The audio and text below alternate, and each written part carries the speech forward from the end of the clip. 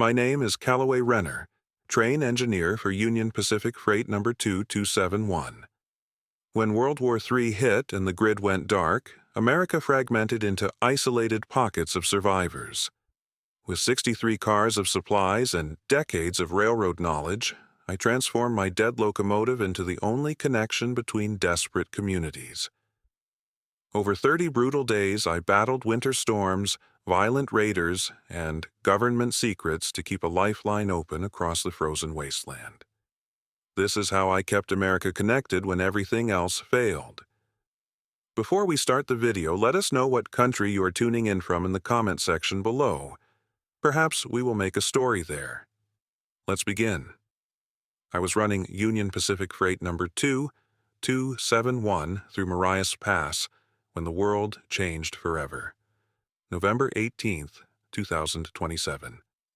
That date is burned into my memory. Every gauge, every light, every system in my locomotive just died.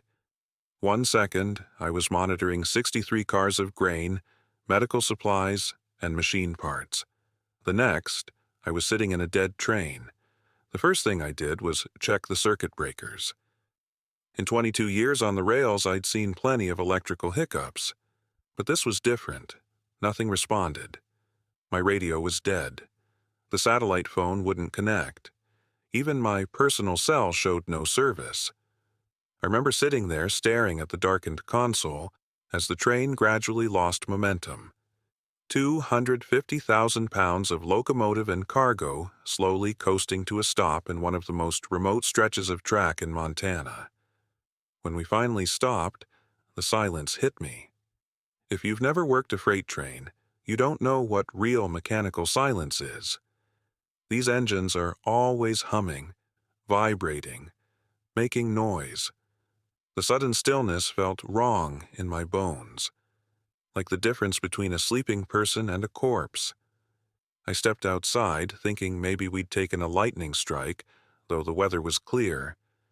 That's when I noticed something even more disturbing. There were no lights anywhere. Not in the distance where cut banks should have been visible.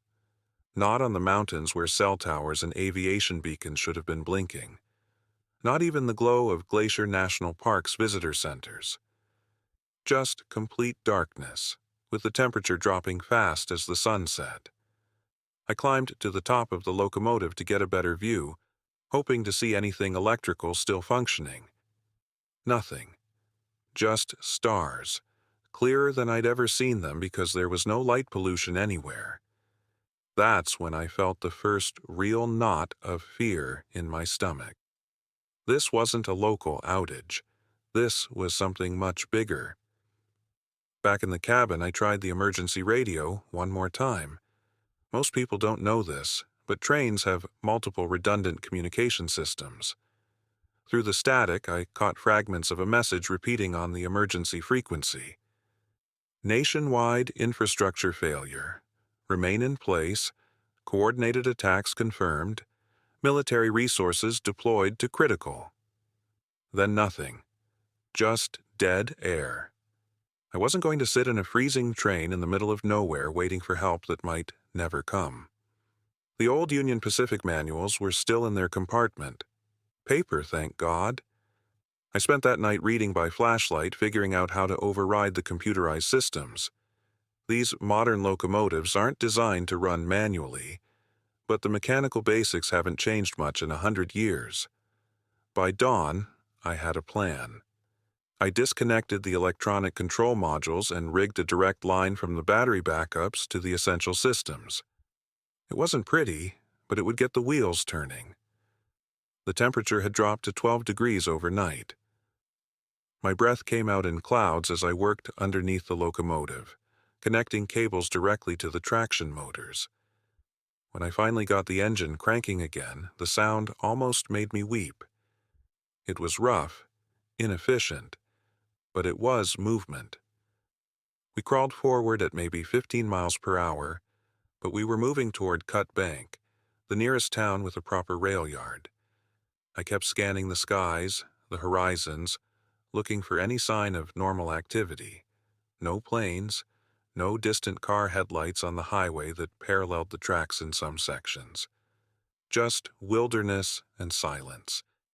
In my duffel, I had 3 days of food, standard procedure for long-haul engineers. We always pack extra in case of delays. I had my grandfather's railroad pocket watch, a tradition among career railroaders. I had warm clothes, and I had a manifest listing exactly what was in those 63 cars behind me. Food, medicine, farming equipment, stuff that suddenly seemed a lot more valuable than it had been the day before. The trip to Cut Bank should have taken 2 hours at normal speeds. It took me almost 9. I remember cresting the final hill and seeing the town spread out below. No lights there either, but I could see movement. People in the streets. Smoke from wood fires. As I blew the horn to announce our arrival, I saw people stop and turn. Then they started running toward the tracks. By the time I pulled into the yard, there must have been 200 people waiting. Their faces showed a mixture of desperation and hope I'll never forget. Some had weapons. Most just looked scared. I saw a sheriff's deputy trying to maintain order, his hand resting nervously on his sidearm. I shut down the engine and stepped out onto the platform. A man pushed forward. Sheriff Larson, I would later learn. "Where'd you come from?" he asked, eyeing the train behind me. "Marias Pass," I told him. I was heading east when everything died. "What's happening?" The crowd grew quiet, listening. "You don't know." A woman near the front spoke up. "It's gone. Everything. Power, internet, phones. Even cars with computer chips won't start." Sheriff Larson nodded grimly. 3 days now. Some kind of attack from what we've pieced together. EMP maybe, or something worse. Military was mobilizing, then we lost contact with everyone. I looked back at my train. 63 cars of supplies that suddenly represented life or death for this community. "I've got food," I said. "Medical supplies too. Factory sealed." The crowd surged forward before the sheriff raised his hands. "We do this orderly," he announced. Or not at all.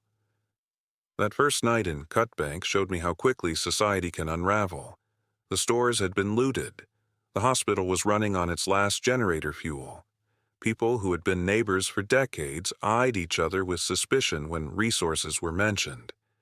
I sat with Sheriff Larson and town council members in the rail office, showing them the manifest by lantern light. We needed to make hard choices about distribution. The food would help, but not indefinitely. The medical supplies were critical: antibiotics, diabetes medication, heart medications, things people would die without. "How far can that train go?" asked a councilwoman named Eleanor. "Can you reach other towns?" I considered this. If I can get fuel for the locomotive, I could reach Shelby to the east. Maybe Whitefish to the west if the tracks are clear. They exchanged glances. "You might be the only transportation network still functioning," Sheriff Larson said slowly. "Cars are dead. Planes are down. But that train doesn't need computers to run, does it?" And that's when it hit me. This wasn't just about delivering the current cargo. This old technology, steel wheels on steel rails, could become a lifeline between isolated communities. A way to move supplies, information, and eventually people across a landscape where every modern convenience had failed. That night, I couldn't sleep. I kept thinking about the manifest. Among the cargo in car number 37 was a shipment of specialized radio parts heading to a military contractor in North Dakota. Parts designed to withstand electromagnetic interference. Parts that might help figure out what happened and how to communicate again. I also thought about my brother in Spokane, my parents down in Bozeman. Were they alive? Were they facing the same desperate conditions? The weight of not knowing was almost worse than the crisis unfolding around me. By morning, I had made a decision. I would convert this train into a mobile command center. a way to connect the scattered fragments of civilization that remained. The communities along the High Line were spread out but followed the rail lines. If we could establish regular routes, create a system of trade and communication, we might just help enough people survive until whatever came next. I told Sheriff Larson my plan over a breakfast of cold canned beans. His eyes lit up for the first time since I'd met him. "You'll need crew," he said, "and security. Those supplies make you a target." He was right. I needed people who could learn rail operations quickly, people who understood mechanics, signal systems, and how to defend what we had. By noon, we had identified the first volunteers. A former Navy mechanic named Torres who understood diesel engines, a retired railroad signalman named Winters who still lived in town, a nurse practitioner who could oversee medical distribution, and 4 deputies who could provide security. We started taking inventory of what we had and what we needed. Fuel was the biggest concern. The rail yard had some reserves, but not enough for extended operations. We would need to scavenge, trade, make difficult decisions about where to go and who to help. As we worked, a teenage boy ran into the yard, out of breath. "Sheriff! Sheriff! We just heard something on Mr. Peterson's ham radio.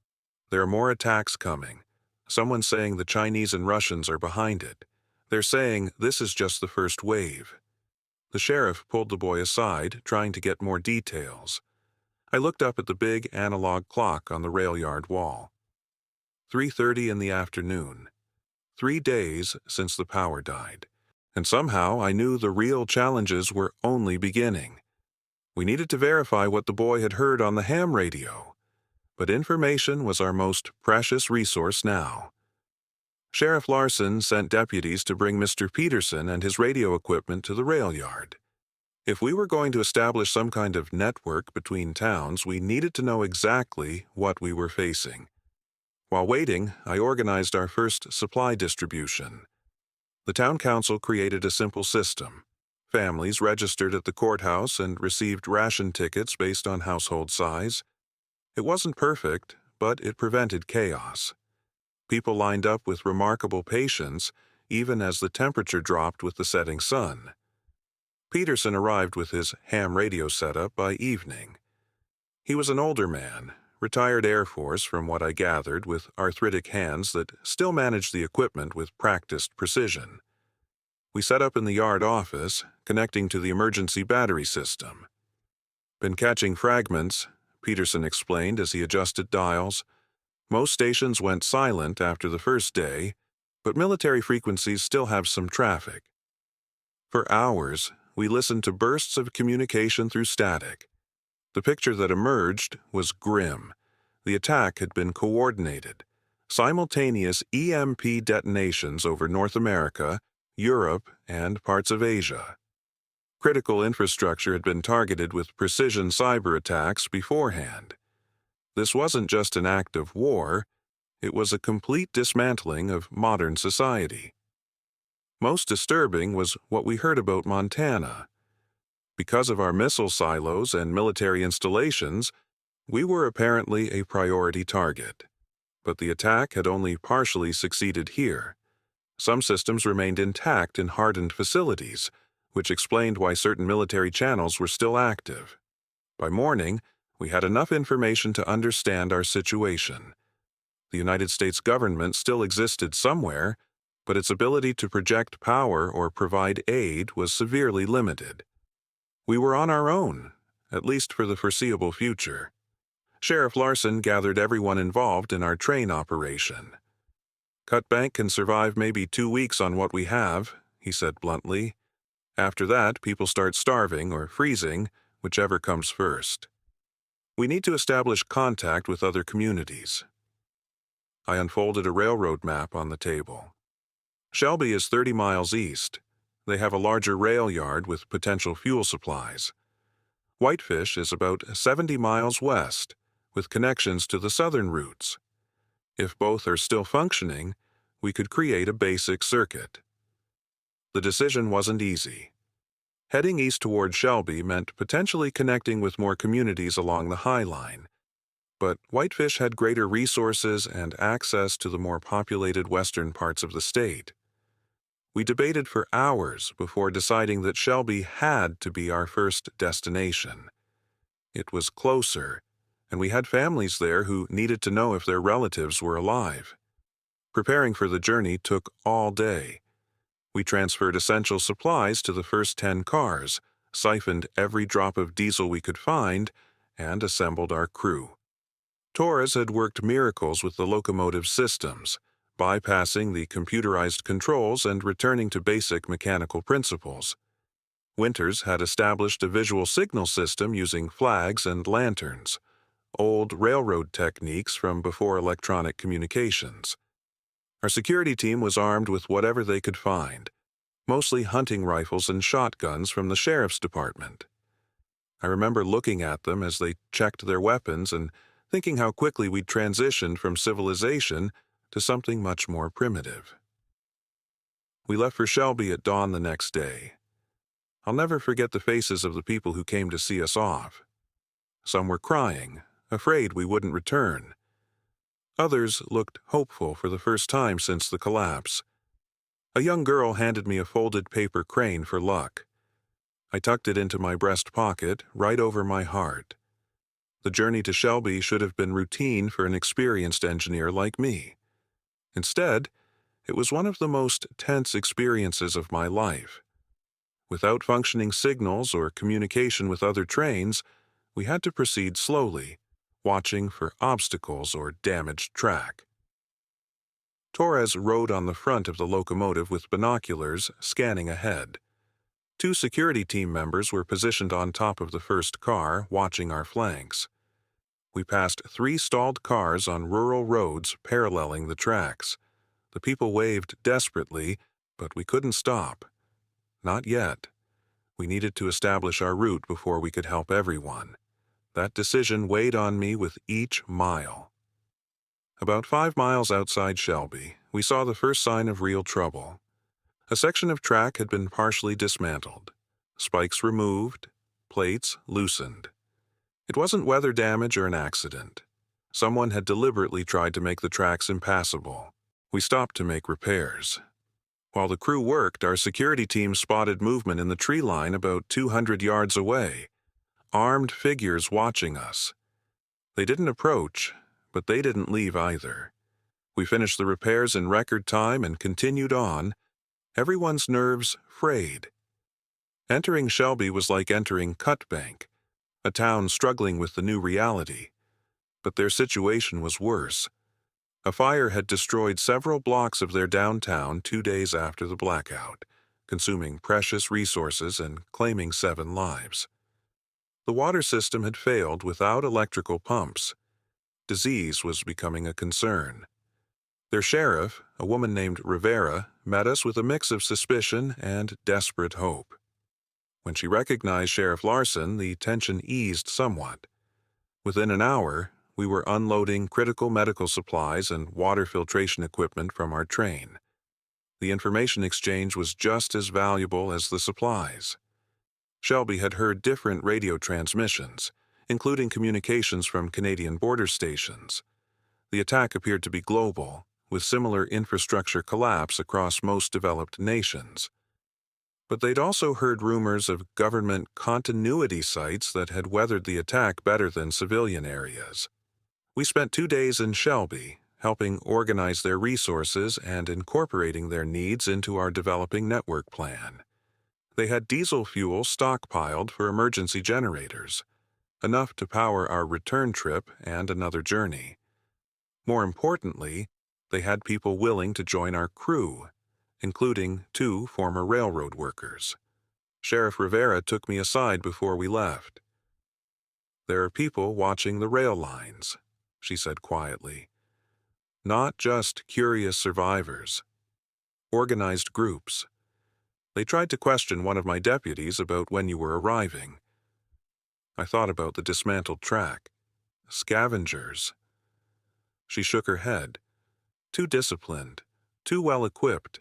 They're planning something bigger than simple looting." This information changed our return strategy. We departed at night, running without headlights, moving slowly but steadily back toward Cutbank. At one point, we passed a campfire about a quarter-mile from the tracks. Through binoculars, I could make out at least 10 figures and several vehicles that appeared to have been retrofitted to run without modern electronics. Someone had been preparing for this collapse, and they had an interest in our train. We made it back to Cutbank just before dawn, reporting everything we'd learned. The town council met immediately, and we began developing what would eventually become the foundation of our railway network. 3 towns initially, Cutbank, Shelby, and Chester further east, connected by regular train service carrying supplies, information, and eventually passengers. I remember staring at the map that night, tracing the thin steel lines that connected these isolated communities. In a world where cars couldn't run and planes couldn't fly, these 19th century rails had suddenly become the most advanced transportation network available. The irony wasn't lost on me. What we didn't know then was how quickly our little operation would grow, or how desperately it would be needed as winter tightened its grip on Montana. The medicine run to Great Falls was still ahead of us. The brutal cold hadn't yet arrived, and those watching figures along the tracks hadn't yet made their move. But that night, for the first time since the world went dark, I felt something that had been in short supply: purpose. And maybe, just maybe, a flicker of hope. The next week blurred together as we established what we called the Iron Circuit. We needed more people who understood railroad operations, so I became a teacher as much as an engineer. Every morning, we gathered in the rail yard office, using chalk on a blackboard to explain the basics of train mechanics, track maintenance, and signal systems. Some caught on quickly. A former auto mechanic named Decker understood the diesel engine systems almost intuitively. A construction worker named Patel had an eye for track integrity that surpassed even experienced railroaders. We assigned roles based on aptitude rather than background, and slowly built a functioning crew. Torres proved invaluable, working tirelessly to modify a second locomotive we found in the Cutbank yard. It was older than our primary engine, which turned out to be an advantage. Fewer electronic components meant less damage from whatever had fried our electrical systems. Between the 2 locomotives, we could now run trains in both directions simultaneously. The signal system was my particular focus. Modern railroads rely on complex electronic signals to prevent collisions and manage traffic. Without those, we needed alternatives. Winters, the retired signalman, suggested returning to methods from the 1940s: visual signals, manual switches, and scheduled departures with built-in buffers for delays. We established signal points every 5 miles along our routes, utilizing anything that could be seen from a distance. Flags during daylight, lanterns at night. Different colors and patterns conveyed different messages: red for stop, green for proceed, yellow for caution, blue for personal information being transmitted. We recruited teenagers from each community to serve as signal operators, positioning them in shifts at these crucial points. Surprisingly, the system worked. It was slow by modern standards, but in a world where everything else had stopped, our 15-mile-per-hour trains seemed like technological marvels. Our first full circuit connected Cutbank, Shelby, and Chester with regular service. Each community contributed what they could to the network. Cutbank provided security personnel. Shelby contributed fuel and mechanical expertise. Chester, with its agricultural base, supplied food for train crews and critical farming knowledge as we began thinking about the spring planting season still months away. We operated on a strict schedule. Departures and arrivals were planned to the minute to avoid any possibility of trains meeting on single-track sections. The first week, we moved primarily essential supplies: medicine, food, water filtration equipment. By the second week, we were transporting people with critical skills between communities: doctors, engineers, people with specialized knowledge that was suddenly more valuable than money. It was during a routine run to Chester that we had our first violent encounter. We were about halfway there when Paddle, who was riding on the front of the locomotive watching for track damage, signaled for an emergency stop. Through his binoculars, he had spotted something concerning ahead. I brought the train to a halt and moved forward on foot with 2 security team members. About a quarter-mile ahead, someone had dragged several fallen trees across the tracks. Not just a simple obstruction, a deliberate barricade. We approached cautiously, weapons ready. When we were about 50 yards away, figures emerged from the tree line. 8 men, heavily armed with hunting rifles and what looked like military-style weapons. Their leader stepped forward, a tall man with a red bandana tied around his neck. "That's far enough," he called. "The train stops here. We're taking inventory of everything you're carrying." One of our security team, a former sheriff's deputy named Miller, responded firmly, "This is a supply train for Chester. These communities have an agreement." The man laughed. "Agreements don't mean much anymore, do they? New world, new rules, and the rule is, you pay the toll to use these tracks." I stepped forward, keeping my hands visible. "I'm the engineer. This train carries medicine, including insulin for diabetes patients in Chester. People will die without it." "Not my problem," the man said. "Half your cargo for safe passage. That's the deal." Miller tensed beside me, his hand moving toward his weapon. I subtly signaled him to wait. We were outnumbered and in a poor tactical position. "We can't give you half," I said, "but we can negotiate. What do you need most?" The negotiation that followed was tense. These weren't just opportunistic looters. They had organized quickly after the collapse. They called themselves the Frontiersmen and controlled several miles of rural territory between our established communities. They had vehicles modified to run without electronic systems and enough weapons to pose a serious threat. We eventually reached a compromise. We would provide a small portion of our medical supplies and some food in exchange for unhindered passage through their territory. More importantly, we established communication. Their leader, who called himself Garrett, agreed to meet with representatives from our connected communities to discuss longer-term arrangements. It wasn't ideal, but it was better than bloodshed. As we cleared the barricade and continued to Chester, I realized how quickly new power structures were forming in the vacuum left by the collapse. Our railway network wasn't just moving supplies, it was becoming a political entity of its own. After returning to Cutbank, I called a meeting with Sheriff Larson and the town council. We needed to address this new threat methodically. Our security forces were limited, and we couldn't afford to fight a territorial war while trying to keep people alive through the approaching winter. "We need to formalize our alliance," I suggested. Cutbank, Shelby, Chester, and any other communities that join the network. A mutual defense agreement at minimum. Sheriff Larson nodded solemnly. "The Frontiersmen won't be the last group to try claiming territory. We need to establish clear boundaries." Over the next few days, we drafted what became known as the Rail Charter, a simple document outlining the rights and responsibilities of communities connected by our railway. Each town would contribute to security, maintenance, and supplies proportional to their population and resources. In return, they received regular service, emergency response capability, and the protection of all member communities. Representatives from each town signed the charter in a brief ceremony at the Cutbank rail yard. It wasn't as formal as pre-collapse government, but it provided structure when structure was desperately needed.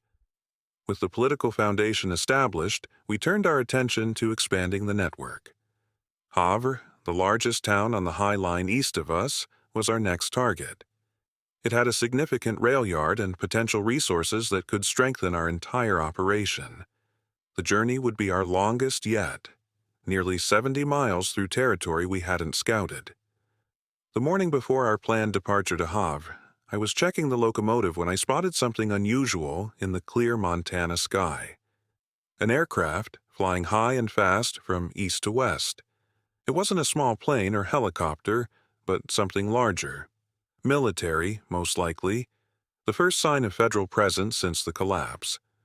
I pointed it out to Sheriff Larson, who watched silently as it disappeared over the western horizon. "Heading toward the missile fields, maybe," he said finally, "or to the government facilities in Idaho and Washington." "Think they'll send help?" I asked. He shook his head. "If they had help to send, we'd have seen it by now. They're consolidating, protecting what's left. We're on our own out here." That aircraft sighting spread through our communities like wildfire, sparking both hope and concern. If military forces were active, perhaps restoration was beginning somewhere. But their absence from our region also sent a clear message about priorities. As we prepared for the Havre expedition, I couldn't shake the feeling that our little railway network was becoming something more significant than we'd intended. We weren't just connecting towns, we were rebuilding society from the ground up, using 19th century technology to solve 21st century problems. What we didn't know then was how crucial our network would become when the real winter hit, or how the medicine shortage in Shelby would test everything we'd built, or that the frontiersmen were just the first of many competing factions we would encounter as we expanded our rails further into the fractured landscape of post-collapse America. Our expansion to Havre went more smoothly than expected. The town had organized quickly after the collapse, likely due to the presence of Montana State University's northern campus. They had technical expertise we desperately needed, including several engineering professors who immediately understood the value of our rail network. The return trip brought 20 new volunteers to strengthen our operation, along with valuable information. Havre had managed to maintain radio contact with communities further east, giving us our first glimpse of conditions beyond our immediate area. The news was mixed. Some towns had banded together successfully. Others had descended into chaos or been abandoned as people migrated toward perceived safety. Just as we were integrating Havre into our network, the first real crisis hit. A runner arrived from Shelby with urgent news. Influenza had broken out, spreading rapidly through their community. Under normal circumstances, seasonal flu would be manageable. But with weakened immune systems from stress and limited nutrition, it had become deadly, particularly for the elderly and young children. Sheriff Rivera's message was clear. They needed antivirals, respiratory medications, and additional medical personnel immediately. Their local clinic had exhausted its supplies, and 3 people had already died. We checked our inventory. The medical supplies we'd been distributing were mostly chronic medications. Heart medications, insulin, antibiotics. We had minimal stocks of antivirals, not nearly enough for an outbreak of this scale. Dr. Keller, a retired physician who had joined our medical team, pulled me aside after reviewing Shelby's request. The only place with sufficient supplies would be the regional hospital in Great Falls, she said. Their pharmacy would have stocked up before flu season. Great Falls was over 100 miles southeast of us. The rail line connecting to it passed through Shelby, but continued south through less populated areas we hadn't yet explored. More concerning was a major tunnel near Conrad that might have been damaged during the initial chaos. I called an emergency meeting of our leadership council. The decision was unanimous, but sobering. We had to attempt the Great Falls run. We assembled our most experienced crew. Torres would serve as lead mechanic. Miller and 4 others formed our security team. Dr. Keller and 2 nurses volunteered to provide medical expertise. I would engineer the train myself, with Decker as my backup. We departed the next morning, stopping in Shelby to assess the situation firsthand.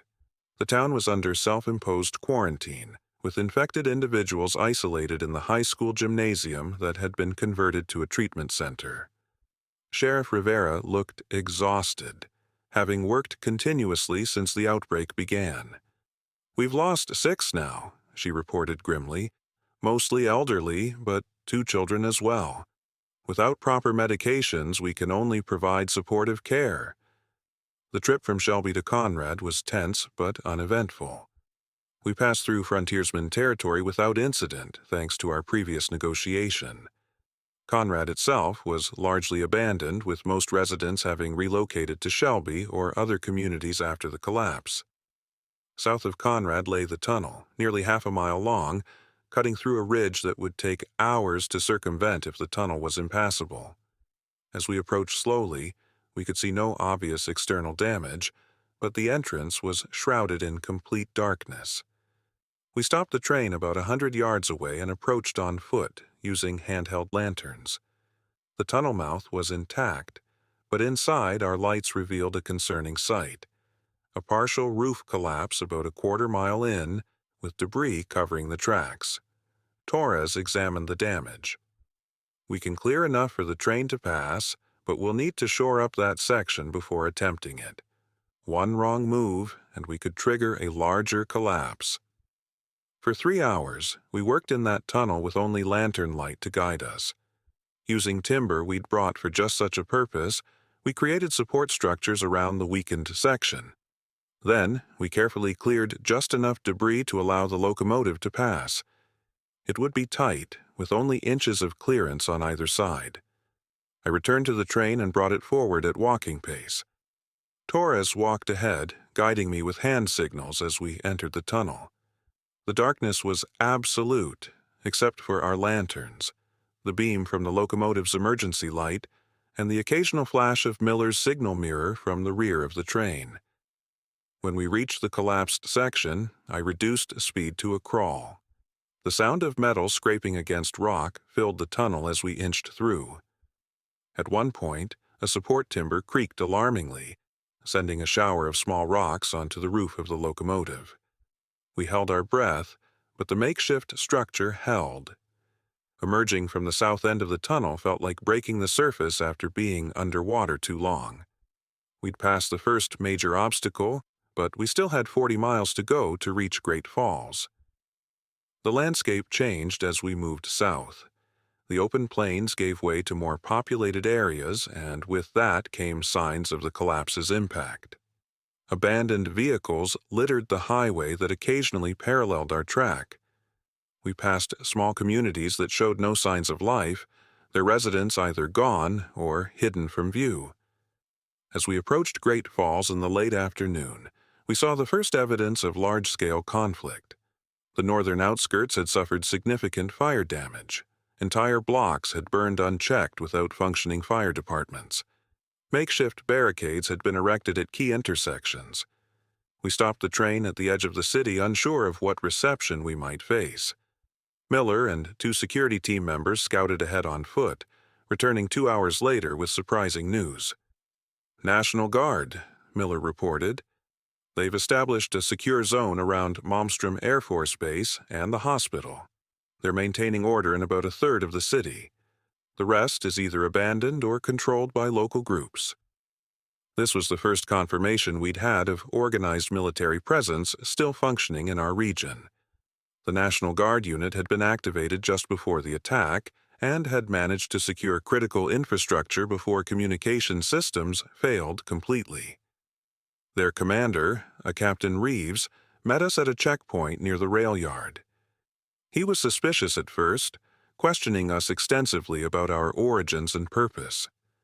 "We've had groups trying to raid our medical supplies since day one," he explained, "some of them well organized and well armed." Dr. Keller explained the influenza outbreak in Shelby and our mission to obtain antivirals and other medications. After verifying her credentials and consulting with the hospital's chief medical officer, Captain Reeves agreed to provide assistance. That night, we learned more about the attack than we had discovered in all the weeks prior. The National Guard had received briefings before losing contact with higher command. According to Captain Reeves, the attack had been precisely targeted at technological infrastructure. EMP weapons had been deployed at high altitude, accompanied by coordinated cyber attacks on power grids and communication networks. The intelligence assessment suggested Chinese or Russian involvement, possibly both, Reeves told us over a meal in the hospital cafeteria, but there's been no formal claim of responsibility. For all we know, it could be a non-state actor with significant resources. Most concerning was his assessment of recovery prospects. The damage to the electrical grid is catastrophic. We're talking years, not months, to restore power to rural areas. Urban centers might recover sooner, but only after critical military and government facilities are operational. When I asked about federal response, his expression darkened. We lost contact with most federal authorities within hours of the attack. From what we've pieced together from radio communications, the government has relocated to hardened facilities. They're focused on maintaining a functioning military and preserving what's left of the command structure. Civilian assistance is not the priority. The next morning, the hospital provided a substantial supply of antivirals, antibiotics, and respiratory medications. They also gave us valuable medical equipment that would help Shelby establish better treatment protocols. In return, we agreed to include Great Falls in our rail network, providing regular service as we expanded.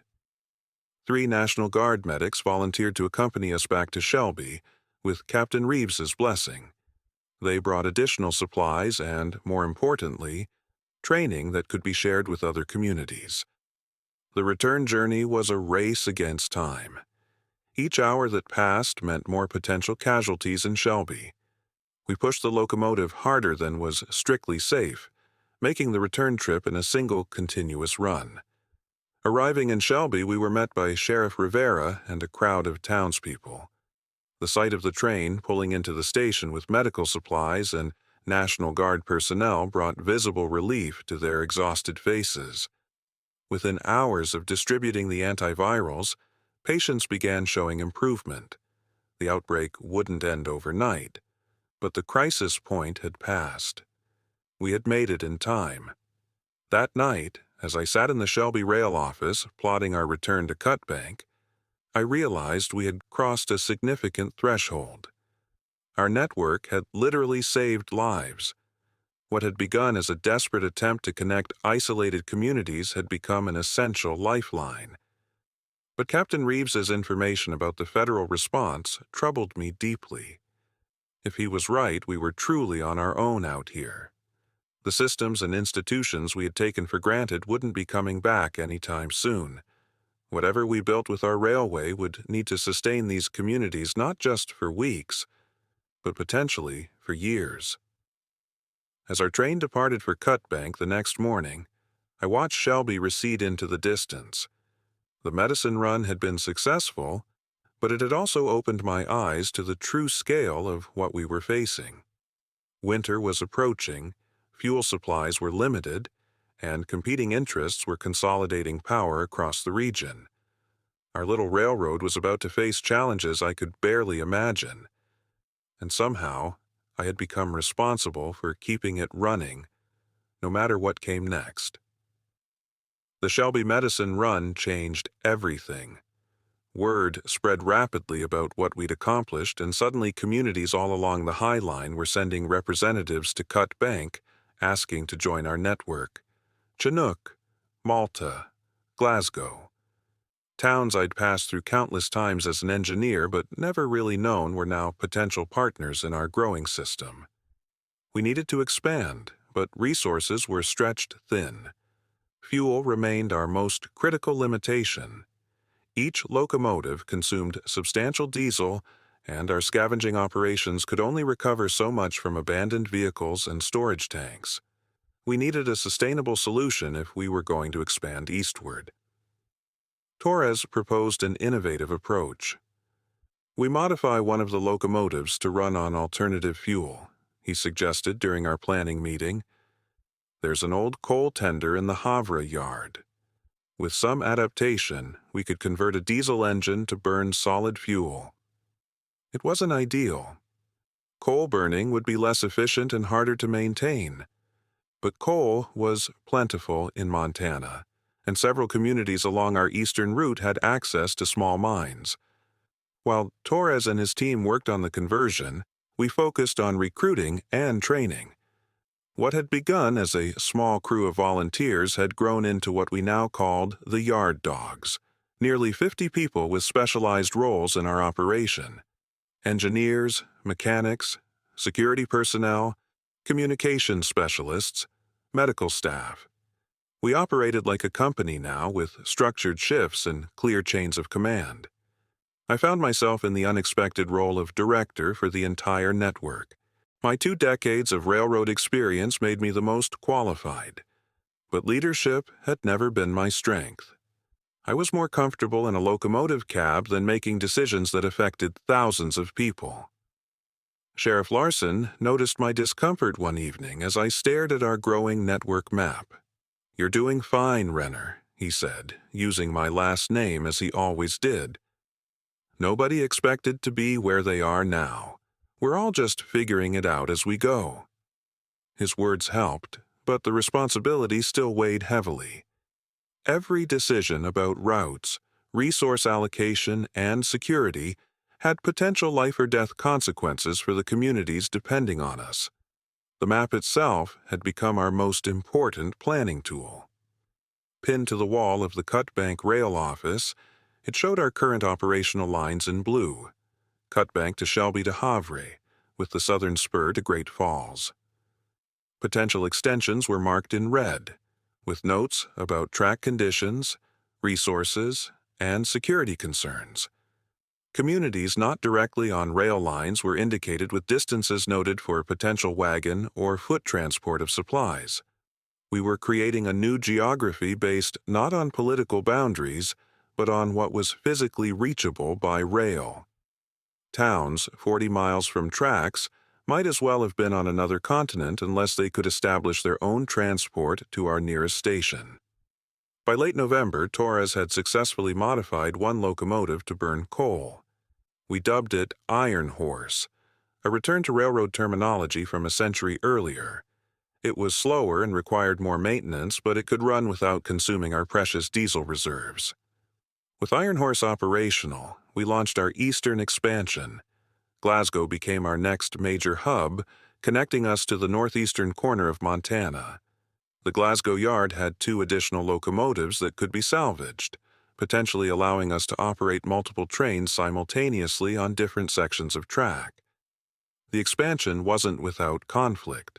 Near Malta, we encountered another organized group controlling territory.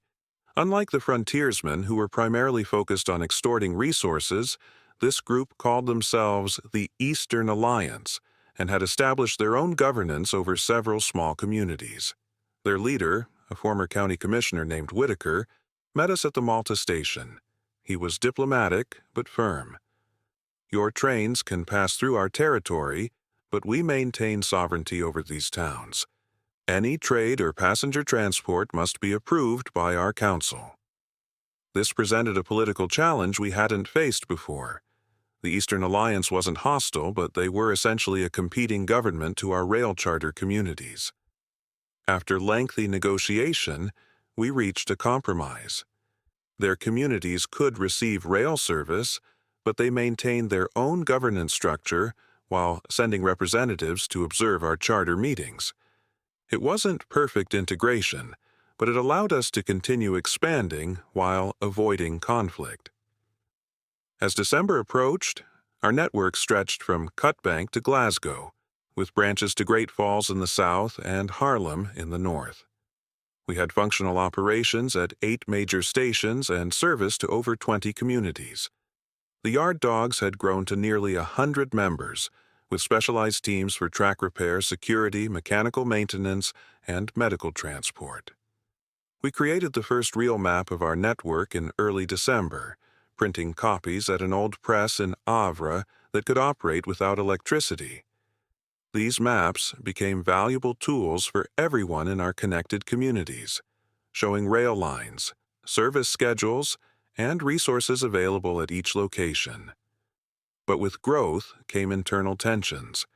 At a leadership council meeting in Cut Bank, disagreements erupted over priorities. Representatives from agricultural communities wanted resources directed toward preparing for spring planting. Urban centers like Great Falls pushed for more security and medical supply runs. Border communities worried about unknown threats from Canada and requested reinforced defenses. Torres, usually focused solely on mechanical concerns, surprised everyone by speaking up. "We're thinking too small," he said, silencing the debate. "We've connected Montana's High Line, but that's just the beginning. The rail network extends across the entire continent. We should be thinking about reaching Idaho, North Dakota, Wyoming." His vision was ambitious, but not unrealistic. If we could overcome the challenges of mountain passes to the west and harsh prairie conditions to the east, we could potentially connect with other regional networks that might be forming. The council was divided. Some felt we should consolidate what we had, ensuring our current communities were secure before expanding further. Others were energized by Torres's vision, seeing our rail network as the beginning of something much larger. I found myself in the middle, recognizing both the opportunity and the risk. Before we can expand beyond our current region, we need to survive the winter, I reminded everyone. Let's focus on that immediate challenge, then reassess in the spring. Winter in Montana is unforgiving in the best of times. In our post-collapse reality, it threatened to be deadly. Fuel for heating was limited. Food supplies were stretched thin. Medical resources were concentrated in a few locations. And our rail network, while functional, remained vulnerable to weather conditions that could shut down entire sections with a single heavy snowfall. We developed winterization plans for critical infrastructure, particularly water systems and transportation corridors. Every community began stockpiling firewood and coal. We established emergency protocols for medical evacuations during severe weather. But despite all our preparation, we knew losses were inevitable. The first major snowstorm hit in mid-December. 2 feet of snow fell across the High Line, with drifts reaching twice that height in exposed areas. Our trains continued running thanks to retrofitted plows attached to locomotives, but speeds were reduced to 5 miles per hour in many sections. During that storm, I received a fragmented radio transmission that added a new dimension to our concerns. A Canadian operator from Medicine Hat reported organized military forces moving south toward the border. Whether they were Canadian military, U.S. forces operating from northern bases, or something else entirely, remained unclear. This information was too significant to keep within our leadership circle.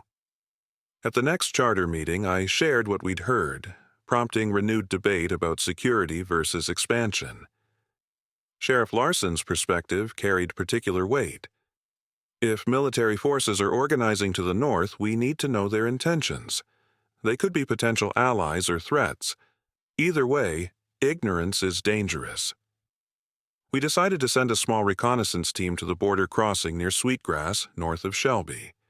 They would observe and report back, making no contact unless absolutely necessary. As they departed, I couldn't shake the feeling that our relatively stable situation was about to become much more complicated. Military involvement could mean resources and protection, but it could also mean requisitioning of our network for purposes we might not support.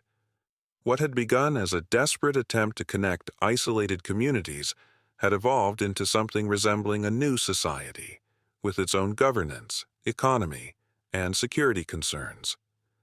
We were rebuilding from the ground up, using 19th century technology to address 21st century collapse. And somewhere in Canada, forces were mobilizing that might change everything we'd built. As winter tightened its grip on the northern plains, I wondered if our fragile network could withstand not just the natural challenges ahead, but the human ones as well. The reconnaissance team returned from the border with troubling news. They hadn't seen Canadian military forces directly, but they'd observed increased activity at the Sweetgrass crossing. Local residents reported organized units patrolling just north of the border, requisitioning supplies and establishing checkpoints on major roads. We had barely processed this information when winter struck with full force. The second half of December brought the coldest temperatures I'd experienced in 20 years of Montana living. Thermometers in Cut Bank registered 30 below zero, with wind chills approaching 60 below. At those temperatures, exposed skin freezes in minutes. Mechanical systems fail. Survival becomes the only priority. Our trains continued running, but not without consequences. Torres lost 2 fingers to frostbite after 6 hours working to repair a frozen switch mechanism outside Chester. We began requiring all maintenance personnel to work in pairs, with strict time limits for exposure. Even inside the locomotives, temperatures barely rose above freezing as we rationed fuel for heating. The communities themselves faced even greater challenges. In Shelby, a natural gas line that had continued functioning after the collapse finally failed, leaving hundreds of homes without heat. We organized an emergency evacuation, using the train to transport residents to shelters in Cut Bank and Chester. The elderly and families with young children went first, followed by those with medical conditions. Some refused to leave their homes despite the danger, and we lacked the personnel or authority to force them. Food became the next critical shortage.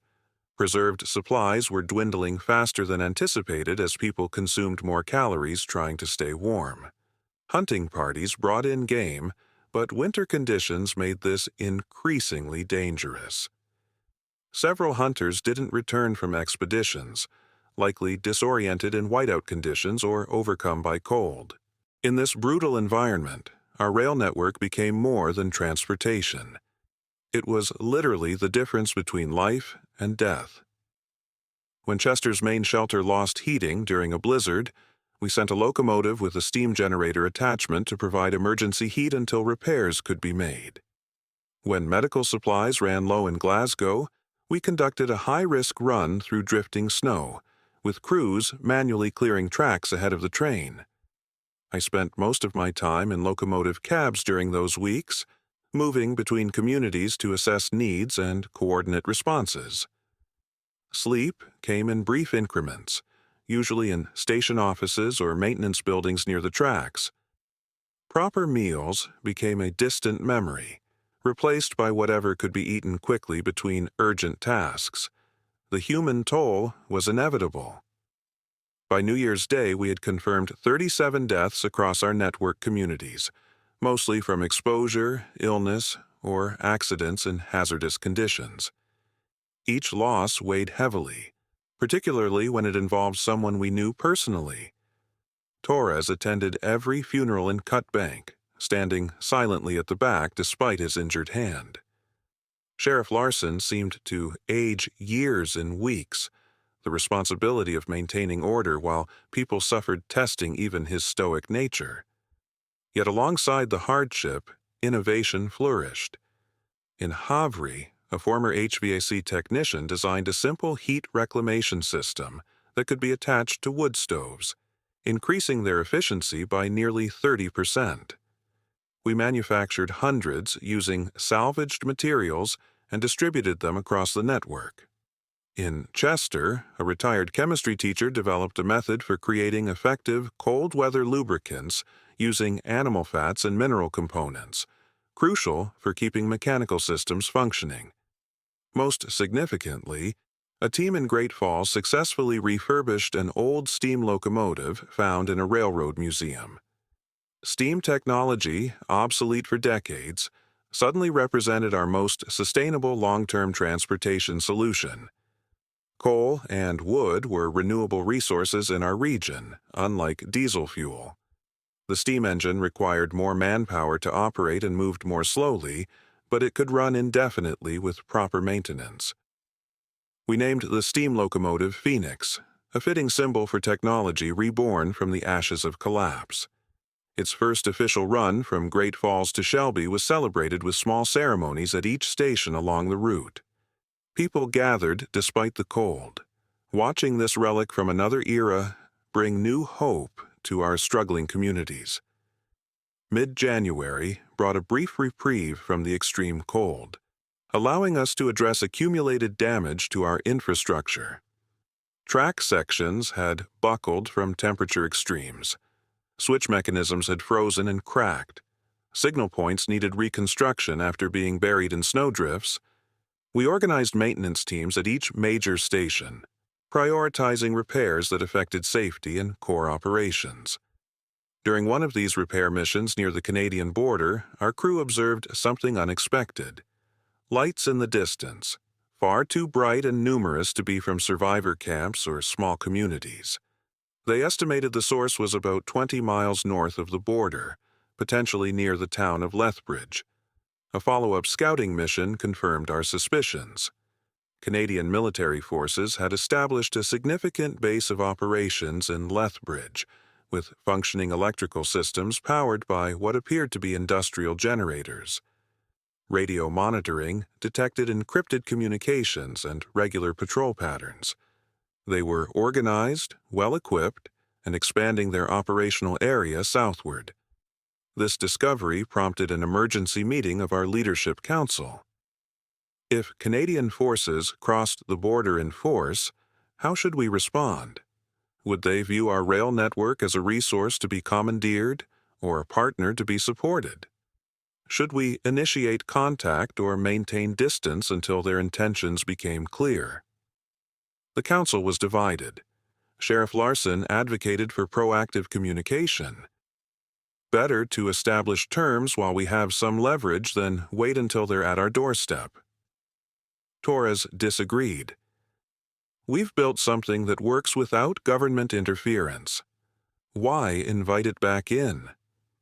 The debate continued for hours, reflecting deeper questions about what kind of society we were rebuilding. Were we a temporary measure until traditional authorities could restore order, or the beginning of something new and potentially better? In the end, we reached a compromise. We would increase monitoring of border areas and prepare contingency plans for various scenarios, but avoid direct contact unless approached. Meanwhile, we would accelerate efforts to strengthen our network's independence through sustainable fuel sources, expanded food production, and more formal governance structures. As January progressed, another crisis emerged that demanded our immediate attention. A community near Malta reported multiple cases of what appeared to be pneumonia, but with unusual symptoms that concerned our medical team. Dr. Keller, examining patients transported to our clinic in Havre, suspected bacterial pneumonia resistant to the limited antibiotics we had available. The only facility likely to have appropriate medications was the hospital at Malmstrom Air Force Base near Great Falls, but reaching it would require traversing territory that had become increasingly dangerous. The relative stability of our core network hadn't extended to all regions, and lawlessness had increased in areas beyond our regular patrols. The mission would require our best crew and thorough preparation. We chose Iron Horse for reliability, equipped it with additional security features including armored panels around the cab, and selected our most experienced personnel. I would engineer the train myself, with Miller leading an expanded security team of 8.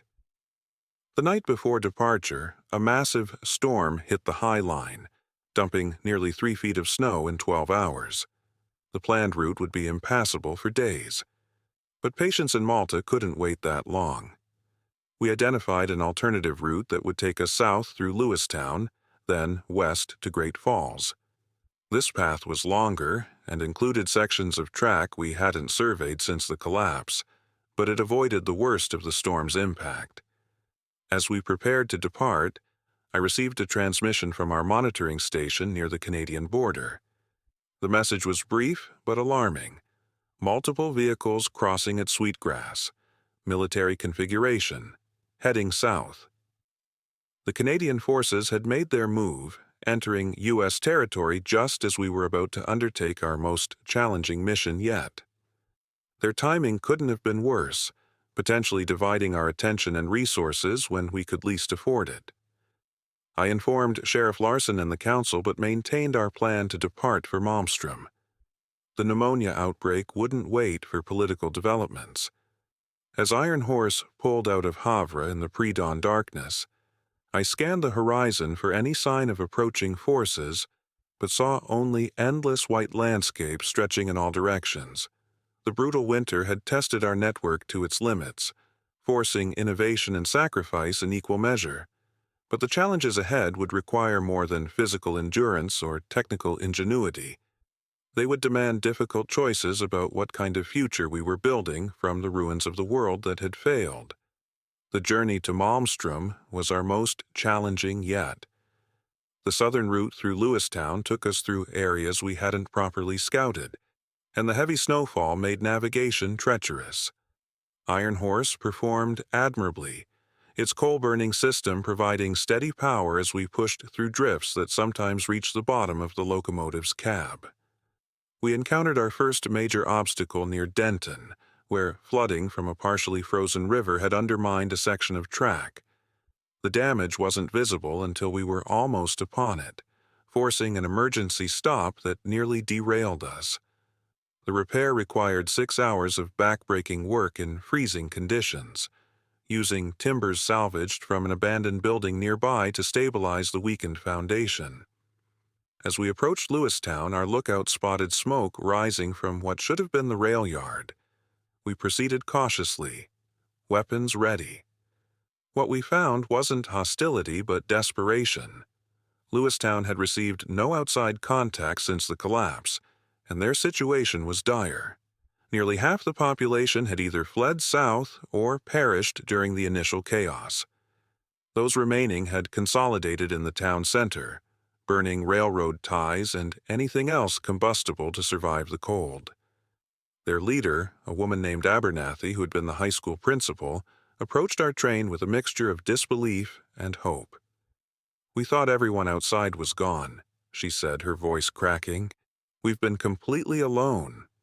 We couldn't spare much from our mission-critical supplies, but we provided what medical assistance we could and promised to include Lewistown in future routes. More importantly, we gave them something they'd lacked for months: information.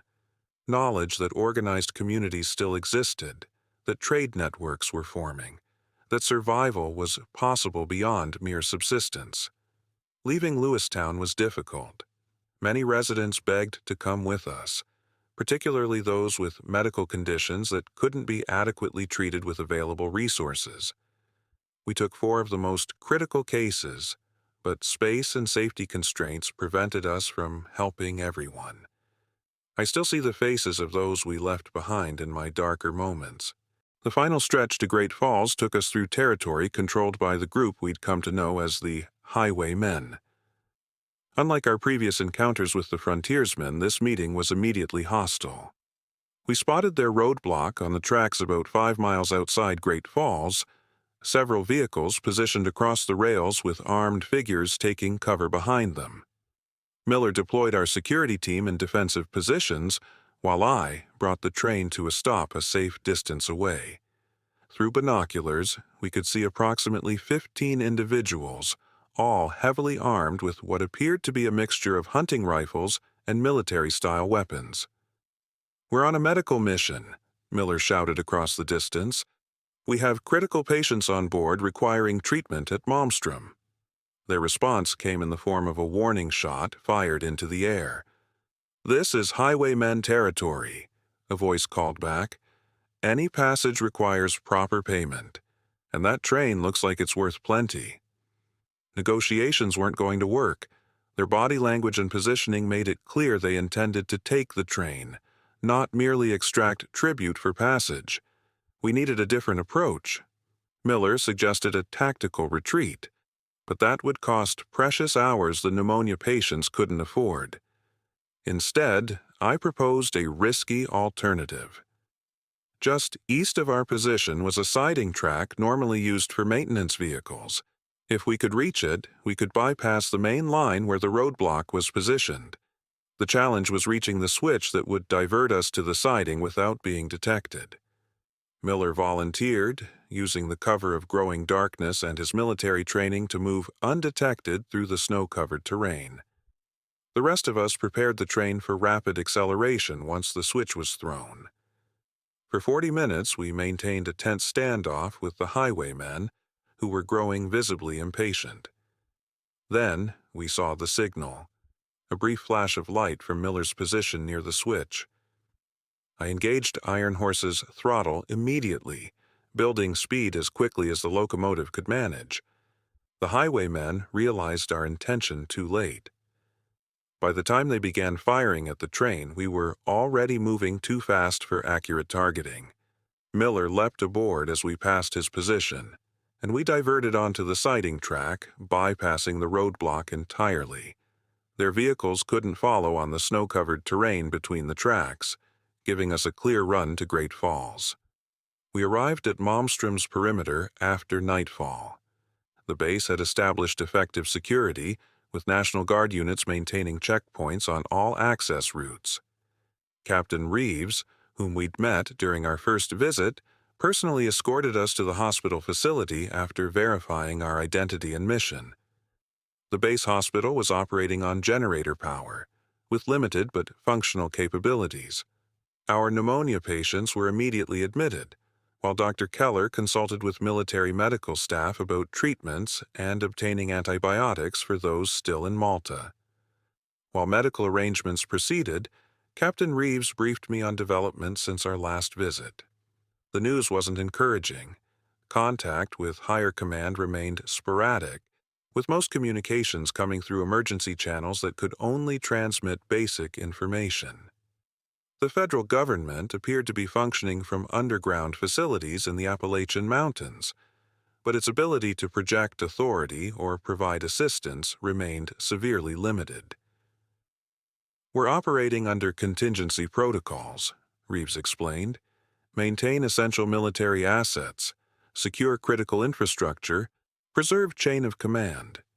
Civilian support is authorized, but secondary to primary objectives." When I asked about the Canadian forces crossing the border, he confirmed they'd been monitoring the situation. "Canadian Joint Task Force, from what we can determine. They've established forward operating bases at several border crossings. Not hostile to U.S. military personnel, but they're clearly securing territory."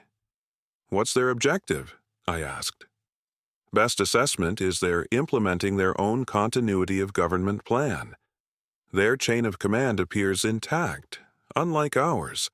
They may be establishing buffer zones around key assets or preparing for humanitarian operations. Hard to say without direct communication." This information added new urgency to our return journey. If Canadian forces were expanding southward, our northern communities needed to prepare. Whether that meant resistance, cooperation, or something in between would depend on the Canadians' intentions, which remained unclear. We departed Malmstrom the following morning with the antibiotics needed for Malta and 6 National Guard personnel who volunteered to reinforce our security operations. Captain Reeves also provided a crucial gift, a set of hardened radio equipment designed to withstand EMP effects, salvaged from military stores. This would significantly improve our communication capabilities across the network. Rather than risk another encounter with the highwaymen, we took a longer route back north, adding nearly a day to our journey but avoiding potential conflict. The additional time was well spent planning how to address the Canadian situation and integrating our new National Guard allies into our operations. Sergeant Collins, the ranking Guard member, provided valuable insights into military protocols and training that could improve our security procedures. "Your rail network is impressive," he acknowledged during a strategy session in the locomotive cab. "But your security is too reactive. You need forward observation posts, regular patrols, and a more structured response protocol." He was right, of course. We'd been focused on moving supplies and connecting communities, with security as a necessary but secondary concern. If we were potentially facing military forces from the north, that approach would no longer suffice. By the time we returned to Malta with the antibiotics, we had developed the framework for what would become our border response plan. The Guard personnel would train local security teams in military protocols. We would establish observation posts at key points along the border, connected by our newly enhanced radio network. And most significantly, we would prepare contingency plans for various scenarios, from peaceful contact to potential hostilities. The patients in Malta responded well to the antibiotics, validating our dangerous mission to Malmstrom. But the political situation had evolved rapidly during our absence. Representatives from the Eastern Alliance had already made contact with Canadian patrols, establishing informal communication without consulting our leadership council. This unilateral action threatened the cohesion of our network communities just when unity was most critical. I called an emergency session of the council in Havre, the most central location for all parties to reach. The mood was tense, with Eastern Alliance representatives defending their independent action while others accused them of potentially endangering everyone. We need to be realistic, Whitaker argued. If organized military forces are entering the region, resistance isn't an option. Better to establish favorable terms early than wait until they're dictating conditions. Sheriff Larson countered forcefully, "Nobody's suggesting armed resistance, but negotiating separately undermines our collective position. These communities survive because we work together. Division serves nobody except those who would control us." The debate continued for hours, revealing deeper fractures in our alliance. Agricultural communities had different priorities than urban centers. Border towns faced different threats than those further south. The Eastern Alliance valued autonomy, while charter communities emphasized collective security.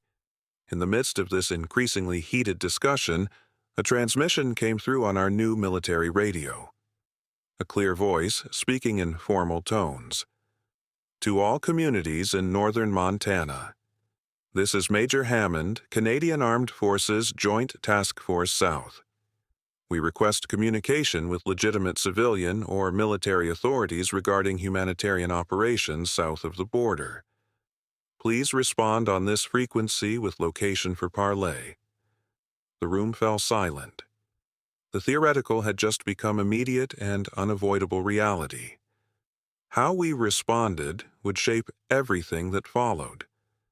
After intense deliberation, we crafted a careful reply, identifying ourselves as the Montana Rail Network Coalition representing communities across the Highline region.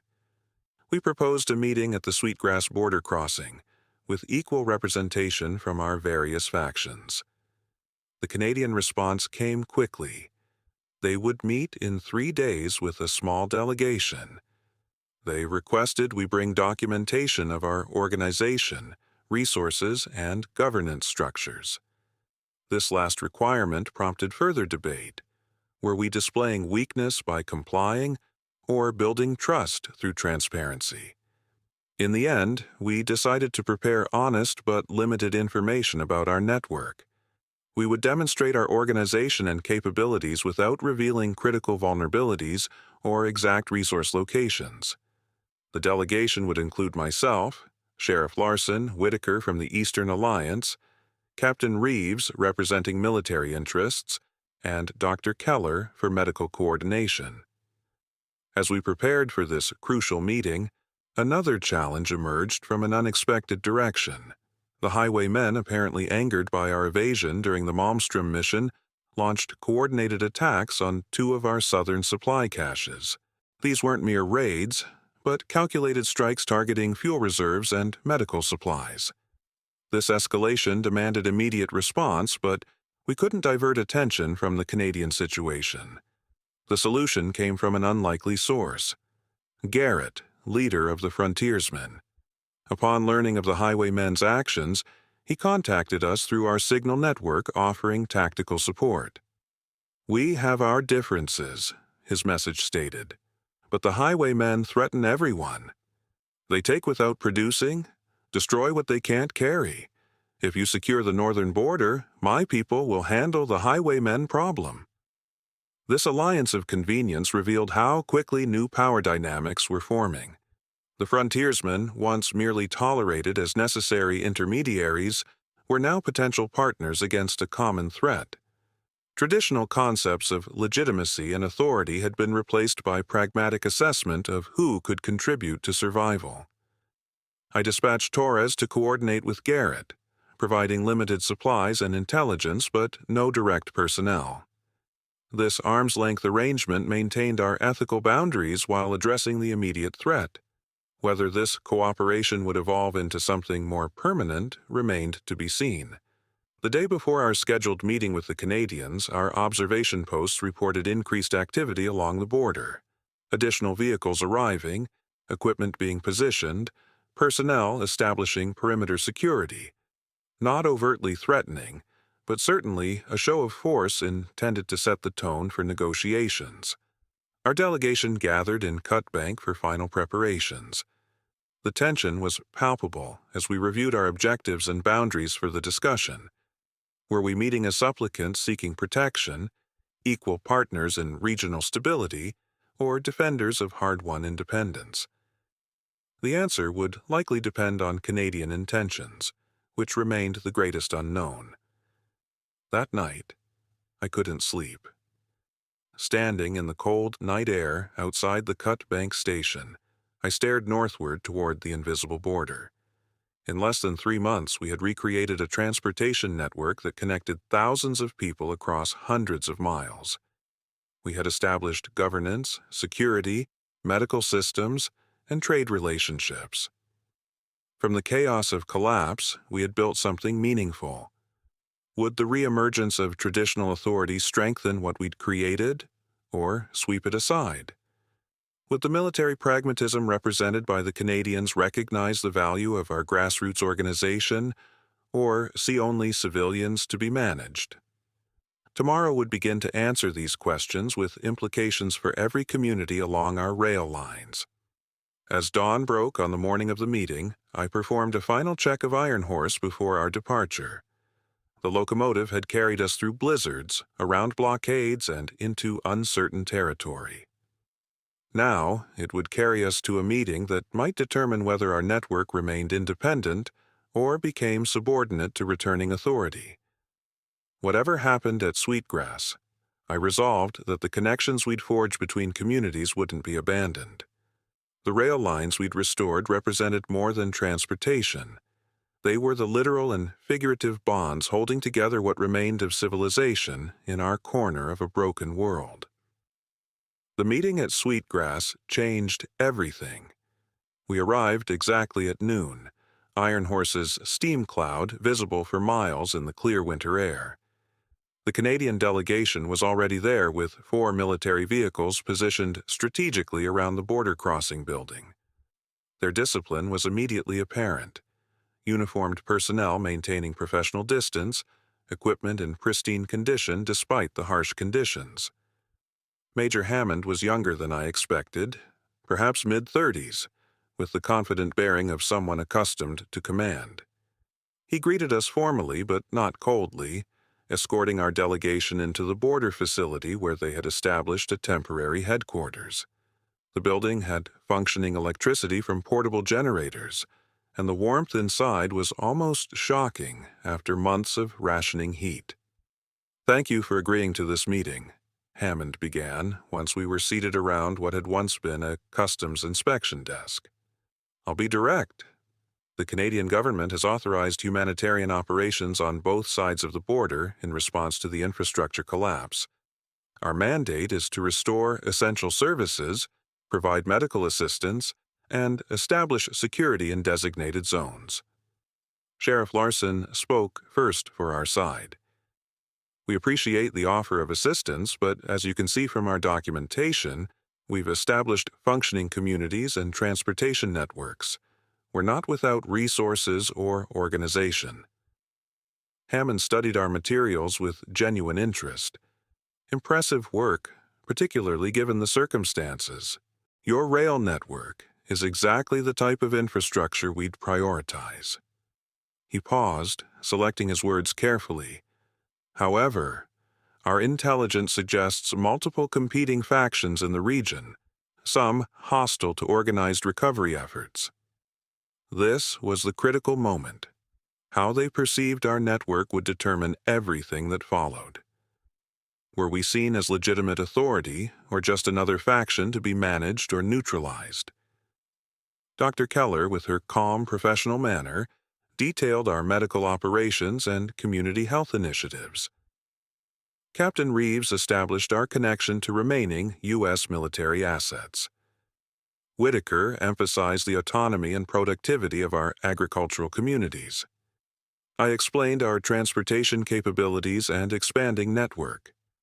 Hammond listened attentively, occasionally conferring with his staff. When we finished, he nodded thoughtfully. Your organization exceeds our expectations. Most regions we've assessed have fragmented into much smaller, less functional units. Then came the proposal that would spark weeks of debate within our communities. We suggest a formal coordination agreement. Your rail network continues operating under local control, but with Canadian logistical support, fuel, parts, technical expertise. In exchange, your lines would transport certain Canadian personnel and supplies to designated recovery zones. And the military component, Sheriff Larson asked directly, your forces would have what authority in our communities? Security operations would be limited to protecting critical infrastructure and designated humanitarian sites.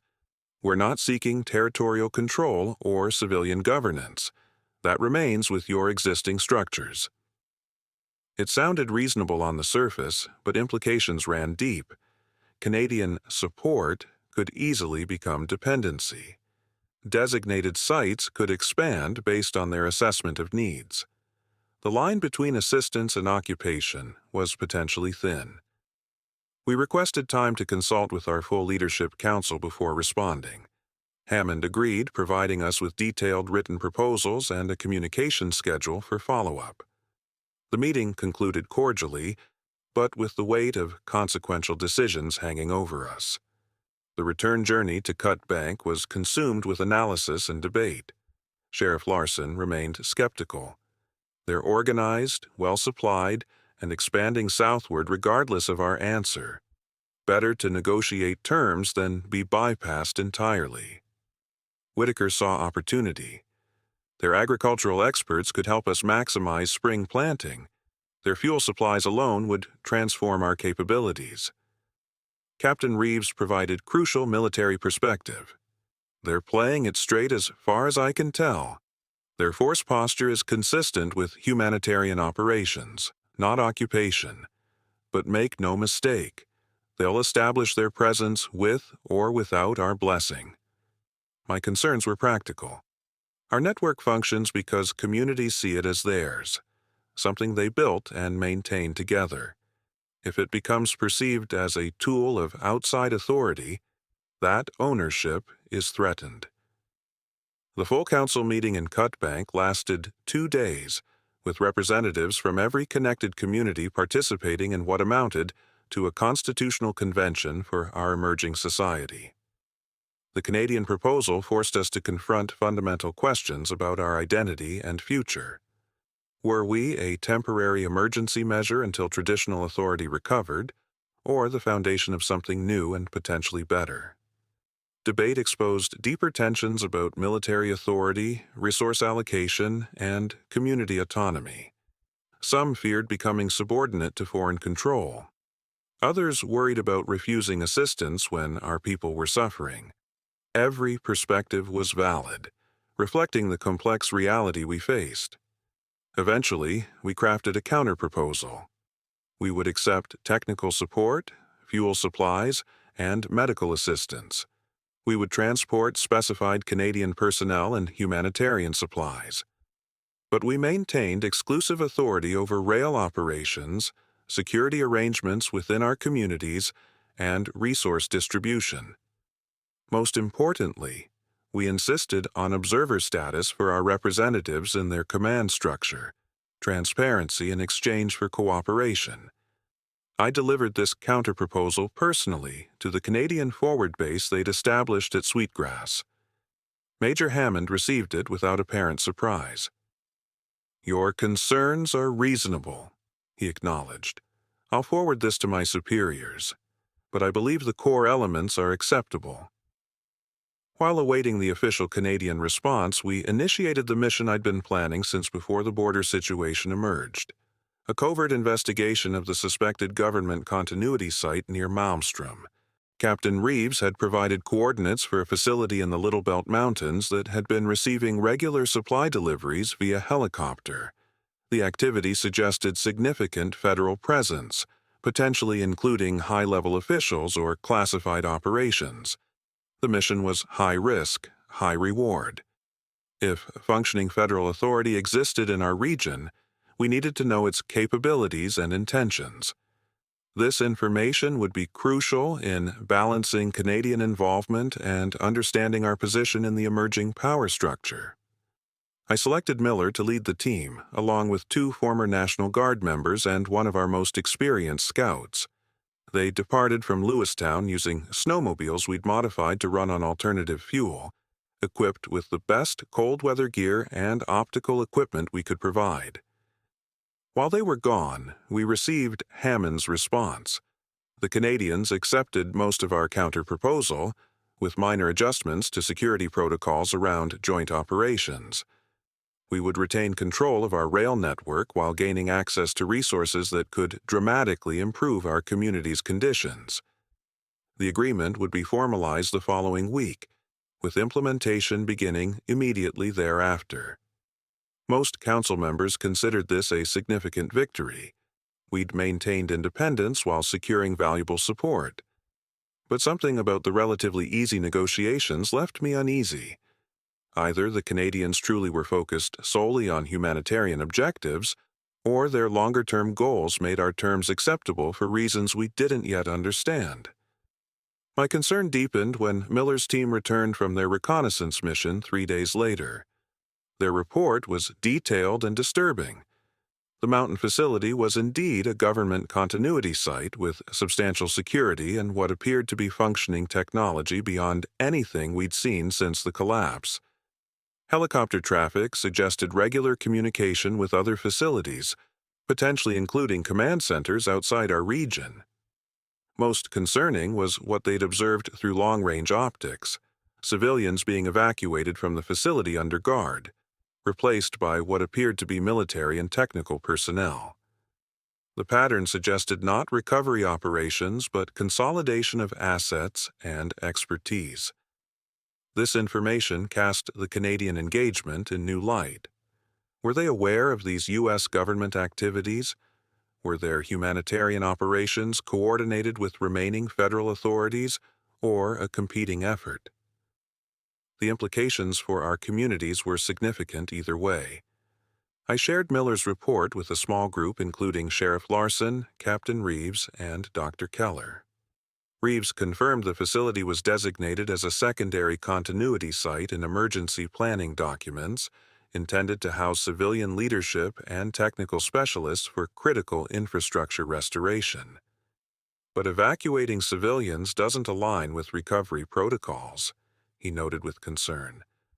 Standard procedure would bring in additional civilian experts, not remove them.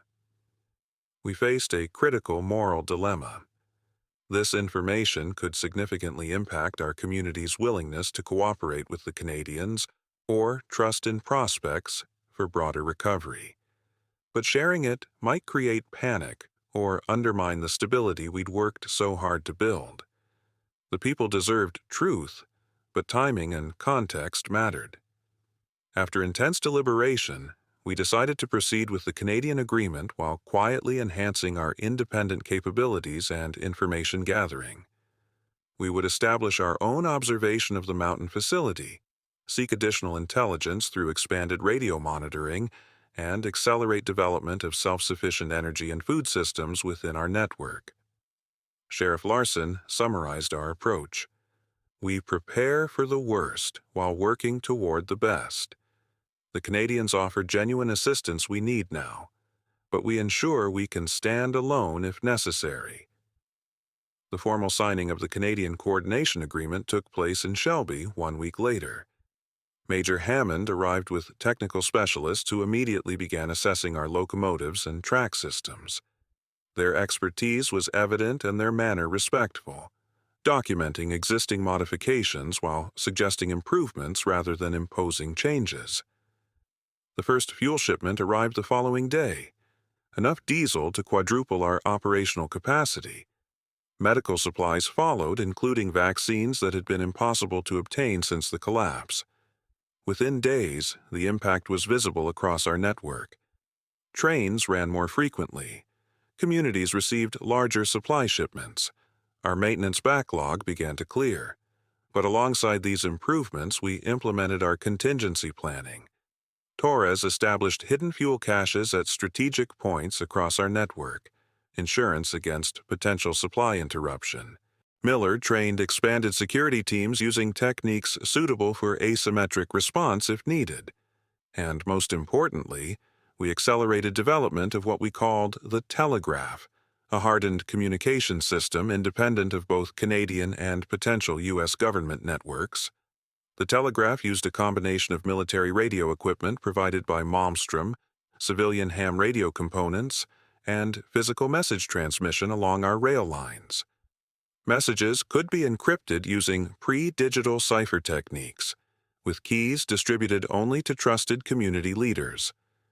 The system lacked the convenience of pre-collapse communications, but provided security and independence that modern technology couldn't match.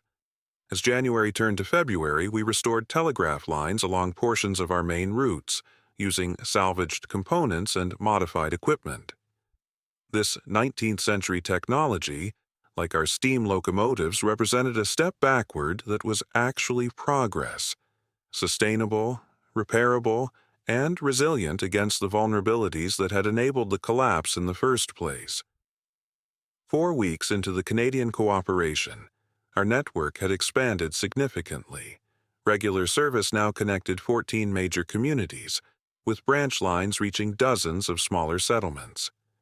We operated 6 locomotives, including 2 steam engines, with Canadian technical assistance helping restore additional units. Fuel remained rationed but sufficient for essential operations, and our food distribution system had evolved from emergency response to sustainable exchange. The most visible change was in community health. Canadian medical teams had established clinics at key points along our network, providing treatment that had been unavailable since the collapse. Vaccination programs reduced illness rates dramatically, while technical assistance helped restore limited electrical service to medical facilities using generator systems and improvised power sources. Yet beneath this progress, tensions simmered. Canadian military presence had expanded beyond the initially specified humanitarian sites, with security forces establishing checkpoints on major routes not directly connected to our rail network. Their explanation, protection of aid distribution and prevention of diversion by hostile groups, was reasonable, but represented expansion of their operational footprint. More concerning were the strange radio signals we began detecting from the mountains west of our network. The telegraph operators in Havre first noticed them, periodic transmissions using frequencies typical of military communications, but with encryption patterns unlike anything in Captain Reeves's recognition protocols. The source appeared to be moving, suggesting mobile units operating in remote areas where neither our network nor Canadian forces had established presence. When questioned, Major Hammond acknowledged awareness of the signals, but claimed limited information about their origin. We've detected similar transmissions elsewhere along the border. Current assessment suggests U.S. Special Operations units operating independently of regular command structures. They haven't initiated contact with our forces. This explanation was plausible, but incomplete. If U.S. Special Forces were operating in our region, why hadn't they contacted remaining National Guard units or established communication with civilian communities? And why would they avoid Canadian forces if both were engaged in recovery operations? The mystery deepened when one of our maintenance crews discovered sophisticated surveillance equipment hidden near the tracks outside Havre. The technology was beyond anything we'd seen since the collapse. Compact, independently powered, and designed for covert installation. Whether it had been placed by Canadian forces, remaining U.S. government elements, or some unknown entity was impossible to determine. Sheriff Larson advocated direct confrontation with Hammond about these discoveries. If they're monitoring us beyond agreed parameters, we need to address it immediately. I suggested a more measured approach. We maintain the appearance of complete cooperation while expanding our independent intelligence gathering. If they're hiding something, confrontation will only make them more careful. We implemented a systematic sweep of all major rail junctions, finding 3 more surveillance devices with similar technology. Rather than removing them, we left them in place but established counter-surveillance measures, modified conversations near known devices, controlled information sharing, and technical measures to limit transmission capabilities without alerting the operators to our awareness. Meanwhile, our covert observation of the mountain facility continued. Activity had increased, with helicopter flights now daily occurrences. More concerning was the arrival of heavy equipment being transported in under camouflage. The pattern suggested preparation for significant operations rather than mere continuity of government functions. All these developments pointed toward a complex and potentially volatile situation developing beneath the surface of apparent recovery. Canadian forces, remnant U.S. government elements, and potentially other actors were positioning for something beyond humanitarian response. Our rail network sat at the geographical center of these movements, making our communities either valuable partners or obstacles depending on unknown agendas. The council meeting to address these developments was our most contentious yet. Some advocated withdrawing from the Canadian agreement before we became further entangled. Others argued that their resources remained essential for our community's survival through the remaining winter months. The Eastern Alliance representatives pushed for greater integration with Canadian operations, while charter communities emphasized independence. In the midst of this debate, a telegraph operator brought an urgent message that silenced all discussion. Our observation team near the mountain facility reported multiple vehicles departing under heavy security, heading directly toward our rail corridor near Lewistown. Their direction and speed suggested deliberate movement toward our network rather than routine patrol or supply movement. Whatever was happening in the mountains was no longer contained there. The hidden players in our region were making direct moves that would soon force confrontation and clarity. As council members looked to me for direction, I realized our carefully balanced position between competing powers was about to become untenable. The next 24 hours would determine whether our network remained independent or became subordinate to agendas we barely understood. And more importantly, whether the communities we'd worked so hard to connect and protect would maintain the self-determination they'd fought for since the world went dark. I made the call to deploy Iron Horse immediately. Whatever was coming from that mountain facility, we needed to understand it before it reached our populated areas. With Miller's security team and minimal crew, we departed Havre within the hour, heading south toward Lewistown. The tension aboard was palpable. We'd equipped the locomotive with additional armor plating salvaged from abandoned military vehicles, and our security personnel carried the best weapons we could provide. Still, if this was a government military operation, our defensive capabilities would be limited at best. We received updates via telegraph as we traveled. The convoy had reached the outskirts of Lewistown and stopped, establishing what appeared to be a temporary base of operations. Observation reported approximately 20 personnel, a mix of military and civilians in specialized protective gear. Equipment included communications arrays, scanning devices, and what might have been scientific instruments. This wasn't a combat force or occupation unit. It looked more like a research team with military protection. The question was, Research into what?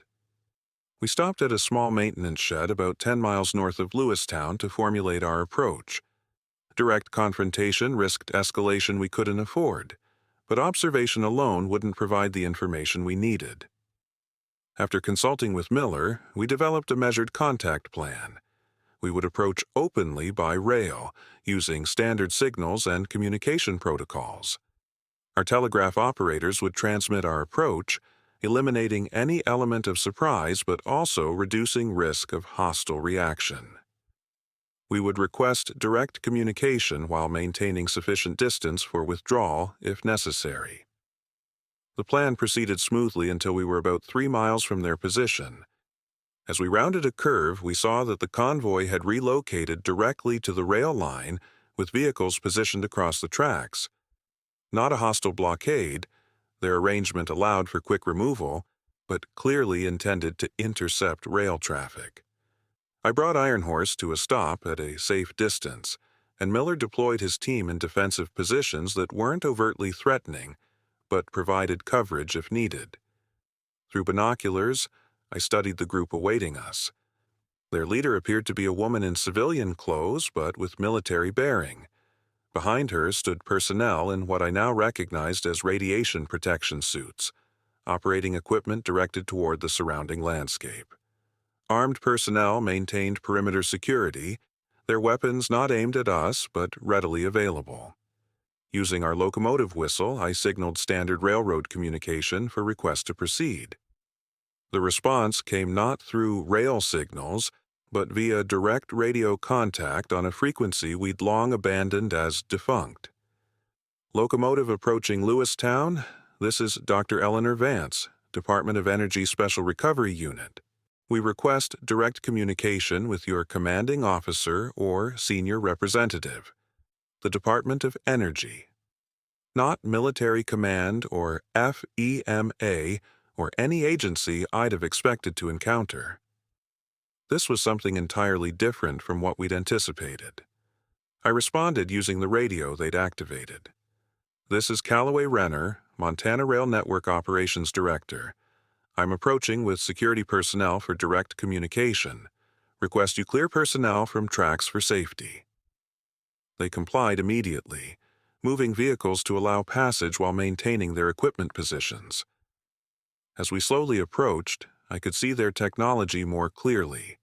Radiation detection equipment, atmospheric sampling devices, and what appeared to be ground-penetrating radar systems. Dr. Vance met us as we stopped the locomotive, approaching alone as a gesture of good faith. She was middle-aged with the intense focus of someone accustomed to crisis management. Thank you for responding promptly, Mr. Renner. We've been monitoring your rail network operations with considerable interest. That much was clear from the surveillance devices we found, I replied, watching her reaction carefully. She didn't deny it. Information gathering has been our primary mission since deployment. We needed to understand what functional infrastructure remained before making direct contact. And now you're making contact. Why? Her expression became grave. Because we've confirmed what we feared. The attack on our infrastructure wasn't just about disabling technology. It was about hiding something else entirely. What followed was a briefing that transformed our understanding of both the collapse and our future challenges. The Department of Energy team had been investigating radiation anomalies detected by satellite systems that had survived the initial attack. Their data suggested deliberate radiological contamination at key points across the northern tier states, coinciding with the EMP and cyber attacks. The infrastructure collapse was partially a cover operation, Dr. Vance explained. While our attention was focused on power restoration and communications, someone was systematically introducing radiological contaminants into groundwater systems, agricultural areas, and transportation corridors. The implications were staggering. This wasn't just warfare against technology, but a long-term attack on habitability itself. Certain areas would become dangerous for human occupation without inhabitants realizing why illness rates were increasing or crops were failing. We've been operating from secure facilities to map contamination patterns and develop remediation strategies, she continued. Your rail network represents the only functioning transportation system that could support our work across the affected region. I considered this information carefully. These contaminants. How serious is the exposure risk currently? Variable by location. Most areas show low-level contamination that presents minimal short-term risk, but significant long-term concerns if unaddressed. Some hotspots, particularly near water sources, are more immediately problematic. Her team had compiled detailed maps showing contamination patterns across Montana and neighboring states. The picture was troubling but not immediately catastrophic. With proper testing and remediation, most areas could remain safely habitable. But without intervention, certain communities would face increasing health impacts within months. Why tell us this now? I asked. You've clearly been operating for some time without making contact. 2 reasons, she replied. First, our assessment of your organization suggests you've built something remarkable here. A functioning transportation and governance system that's essential for regional recovery. Second, we've detected Canadian military movements that suggest they're aware of the contamination but haven't shared that information with you despite your cooperation agreement. This revelation confirmed my lingering concerns about the Canadian involvement. Their humanitarian mission was genuine, but incomplete transparency suggested more complex motivations. Were they establishing buffer zones around contaminated areas, securing clean territories for their own population? The possibilities were concerning. Dr. Vance's team requested partnership rather than control. They needed transportation access, local knowledge, and community cooperation to expand their testing and begin remediation efforts. In exchange, they offered technical expertise, specialized equipment, and information about contamination patterns that would be crucial for agricultural planning and water usage. I returned to Havre with this information and 2 Department of Energy representatives, calling an emergency council meeting to address the crisis. The revelation about radiological contamination was met with shock and skepticism, but testing equipment provided by Dr. Vance's team confirmed the presence of contaminants in specific locations they'd identified. The council debate focused on 3 critical questions: how to address the contamination while preventing panic, how to manage Canadian involvement given their withheld information, and, most controversially, whether to expand our rail network westward to support Department of Energy operations in that region. Dr. Keller spoke forcefully on the medical implications. This explains unusual symptom patterns we've observed in certain communities. Left unaddressed, we'll see increasing cancer rates, immune disorders, and birth defects within a year. Sheriff Larson focused on security concerns. If this contamination is deliberate, the perpetrators may still be active in the region. We need to understand who targeted us and why. Torres, who had been mostly focused on mechanical issues throughout our development, surprised everyone with his strategic vision. This changes everything about our expansion priorities. We need to connect with Pacific coastal routes urgently. If similar contamination exists there, water systems feeding the entire western agricultural belt could be compromised. His point crystallized our decision. The western expansion toward the Cascade Mountain Range, which had been a long-term aspiration, became our most urgent priority. If we could establish connection to Seattle and the Pacific ports, we could potentially access international assistance and specialized remediation equipment beyond what the Department of Energy could provide alone.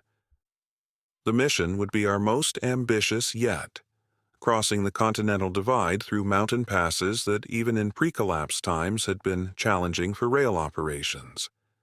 Winter conditions would make the journey treacherous, and we had limited information about track conditions or community situations along the route. I selected Phoenix, our most reliable steam locomotive, for the mission.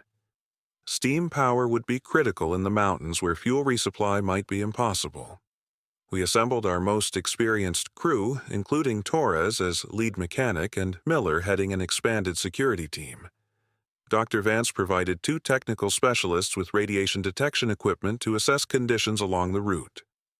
Before departing, I met privately with Major Hammond to address the withheld information about contamination. His response was carefully measured. Our scientists detected anomalies but lacked confirmation of deliberate action. Sharing unverified information risked creating panic that would undermine humanitarian efforts. His explanation was reasonable but insufficient. The pattern of Canadian operations, securing certain territories while limiting presence in others, aligned too perfectly with contamination maps to be coincidental. They had been positioning based on information they chose not to share, raising questions about their long-term intentions in the region. I didn't confront him directly with these concerns, maintaining our operational relationship while privately accelerating our independence initiatives. The Canadian resources remained valuable, but our trust had been irrevocably compromised. The Western Expedition departed from Great Falls in late February, following the old Burlington Northern Santa Fe route through the mountains. The first leg to Helena was relatively straightforward, with tracks in reasonable condition and only minor repairs needed. Helena itself had organized effectively after the collapse, establishing a governance system similar to our charter communities. They welcomed our train with overwhelming enthusiasm, having had minimal contact with outside communities since the collapse. Their information about regions further west was limited but valuable. Various settlements existed along the rail corridor to Missoula, but conditions deteriorated beyond the Bitterroot Mountains. After 2 days in Helena restocking supplies and gathering intelligence, we continued westward into increasingly challenging terrain. The mountain passes required careful navigation, with crew members walking ahead of the locomotive to inspect tracks before proceeding. In several locations, we encountered washouts or small slides that required repairs before proceeding. Contamination testing along the route revealed a concerning pattern. Areas near major watersheds showed higher concentration levels, suggesting deliberate targeting of water resources. This information was transmitted back to our main network via telegraph stations we established along the route, allowing communities to adjust water collection and treatment procedures. The most difficult stretch came in the Bitterroot Mountains, where heavy snow and ice had damaged significant sections of track. For 3 days, we worked continuously to clear and repair the line, with security teams maintaining vigilant watch for both environmental hazards and potential human threats. On the 4th day, as we approached a particularly treacherous curve, Miller's advance team spotted movement in the tree line above the tracks. Through binoculars, we could make out armed individuals watching our progress, not openly hostile but definitely monitoring our approach with more than casual interest. Rather than risk confrontation in vulnerable terrain, I authorized a diplomatic approach. Miller and 2 security team members advanced under clear, non-aggressive protocols requesting communication. After tense minutes, a representative emerged from the forest to meet them. The encounter revealed another dimension of post-collapse adaptation. These weren't hostile forces, but a community protection unit from Missoula, patrolling their territory against incursions from organized groups that had been moving eastward from the coastal regions. They called themselves the Mountain Watch, and had established a defensive perimeter along major transportation routes into their region. Their leader, a former Forest Service ranger named Hawkins, explained their situation. After the collapse, we had refugee waves from Seattle and Portland. Most were just desperate people seeking safety, but some brought organization and weapons.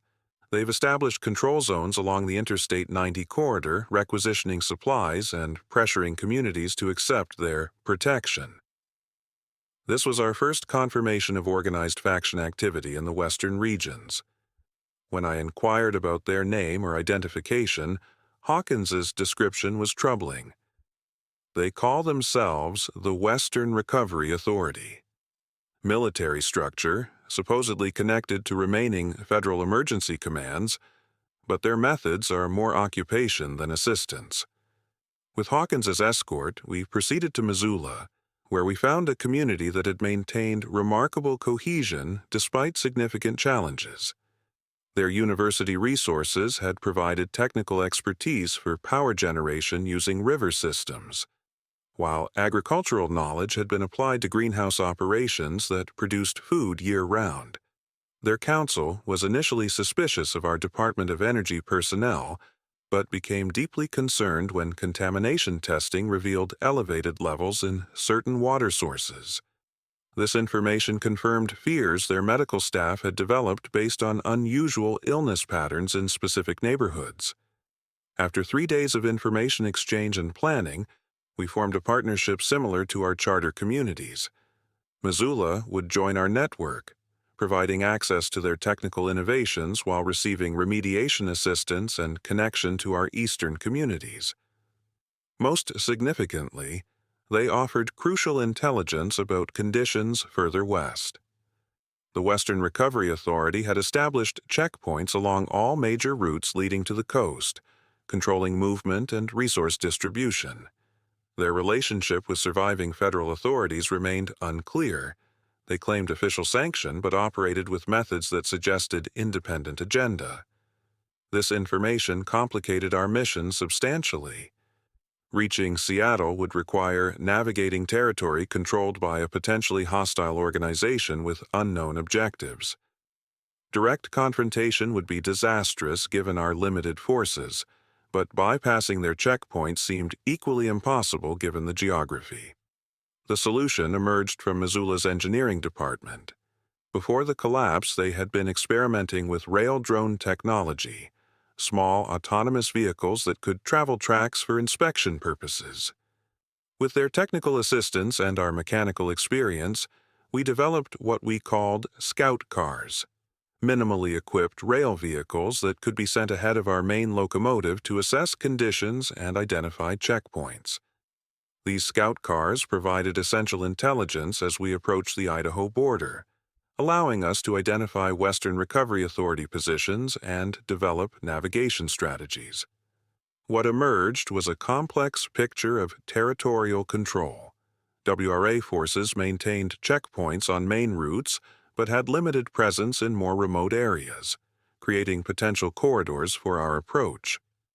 After extensive planning and preparation, we developed a bold strategy. Rather than confronting WRA checkpoints directly, we would utilize lesser-known rail spurs and abandoned logging routes to bypass their main control points.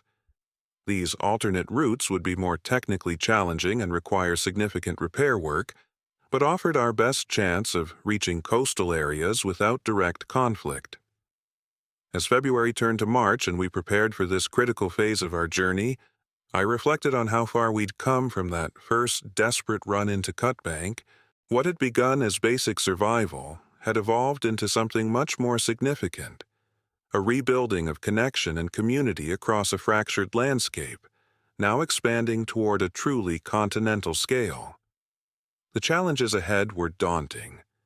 Navigating hostile territory, addressing radiological contamination, balancing cooperation with Canadian and Department of Energy forces while maintaining our independence.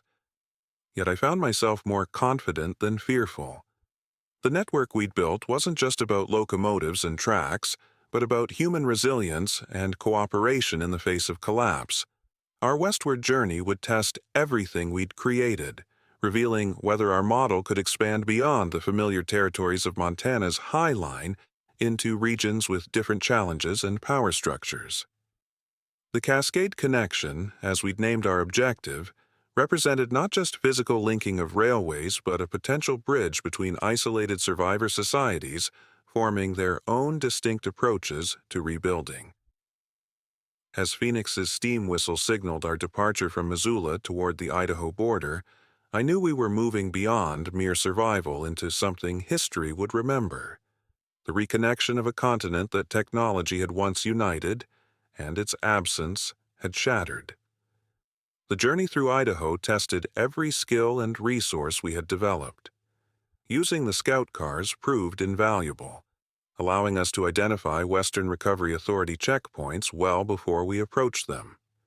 Their pattern became clear: heavy presence along main transportation corridors, but minimal coverage of secondary routes, particularly those requiring significant maintenance or technical knowledge to navigate. We leveraged this pattern, utilizing abandoned logging spurs and mining routes that hadn't seen regular traffic in decades. Torres worked miracles keeping Phoenix operational through mountain terrain never designed for a locomotive of its size. In several locations, we physically rebuilt track sections using materials salvaged from parallel abandoned lines. Our first significant encounter with Western Recovery Authority forces occurred near Coeur d'Alene. Our scout car detected a checkpoint ahead on our intended route, but reported minimal personnel and equipment. Rather than attempt a secretive bypass through difficult terrain, Miller proposed a more direct approach: open communication from a position of strength. We positioned Phoenix on a visible ridge approach, using its steam whistle to announce our presence unmistakably. The psychological impact was immediate. The sight of a fully functional steam locomotive emerging from the wilderness, surrounded by armed personnel in organized formation, created an impression of substantial force and capability. The checkpoint commander, clearly unprepared for such an encounter, responded cautiously rather than aggressively. When Miller approached under flag of truce, the resulting negotiation revealed valuable insights about WRA operations. They were indeed claiming federal authority, but their chain of command appeared regionalized rather than connected to national leadership. Their primary mission involved controlling resource distribution through identified safe corridors, with territories mapped according to contamination levels. Most tellingly, when our Department of Energy personnel identified themselves, the checkpoint commander exhibited clear recognition and deference. Whatever federal authority remained, DOE clearances still carried significant weight within their organizational structure.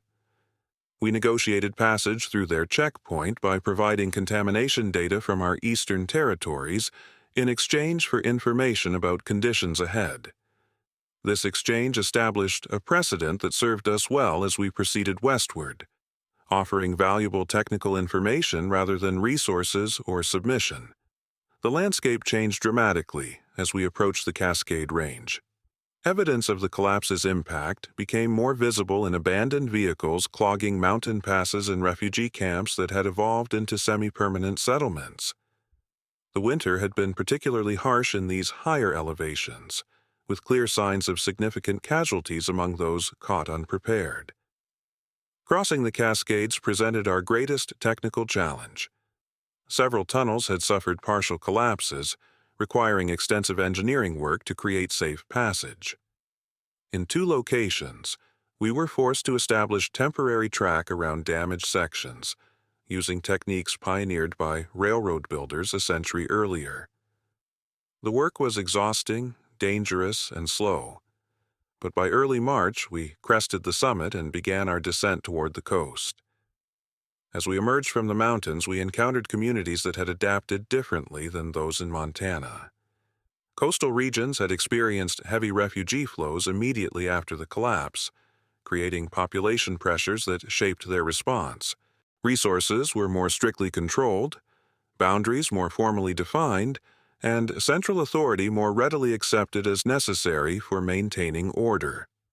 The Western Recovery Authority had established its primary base in Everett, north of Seattle, controlling access to the functioning port facilities that represented the region's most valuable asset. Their governance model reflected practical adaptations to specific challenges but lacked the community-driven approach we had developed. Their systems worked, but at the cost of significant top-down control that many residents accepted as the price of stability. Our arrival at the outskirts of Everett was met with formal military reception rather than community welcome. A WRA colonel named Hargrove escorted us to their headquarters, where we were introduced to their commanding officer, General Westland. The general's approach was professional but revealing. He viewed our operation with clear interest, but addressed his questions primarily to our Department of Energy personnel rather than our network leadership. "Your rail capability fills a critical gap in our recovery planning," he stated after reviewing our operational details. "We've restored limited shipping capacity through Everett Port, with vessels arriving monthly from intact Asian industrial centers. Distribution inland has been our primary limitation." The implications were momentous. Functioning international trade, even at limited scale, meant access to manufactured goods, specialized medical supplies, and technical components impossible to produce locally. Connecting our rail network to this port would transform recovery prospects across the entire region. However, Westland's vision for this connection differed substantially from ours. "We'll integrate your rail assets into our logistics command structure. Your personnel can maintain operational roles under our authority framework." This was the moment our entire mission had been building toward. The fundamental question of whether our network would maintain independence while establishing crucial connections, or be absorbed into hierarchical structures recreating pre-collapse patterns. I responded carefully. "Our network operates through community charter agreements, not command hierarchy. We're eager to establish regular service between your port facilities and our eastern communities, but as equal partners rather than subordinated assets." Westland's expression hardened slightly. "Recovery requires unified approach, Mr. Renner. Independent operators create coordination inefficiencies that compromise broader restoration goals." The negotiation that followed stretched over 3 days, involving increasingly higher-level representatives from remaining federal authorities. Our Department of Energy connection proved invaluable, particularly when Dr. Vance produced authorization codes validating our status as essential civil infrastructure recognized by emergency continuity protocols. The final agreement represented compromise from both sides. We would establish regular service between Everett Port and our eastern network, transporting both humanitarian supplies and specialized equipment for radiological remediation. Western Recovery Authority would maintain security responsibility along the Cascade Corridor, while we retained operational control of the trains themselves.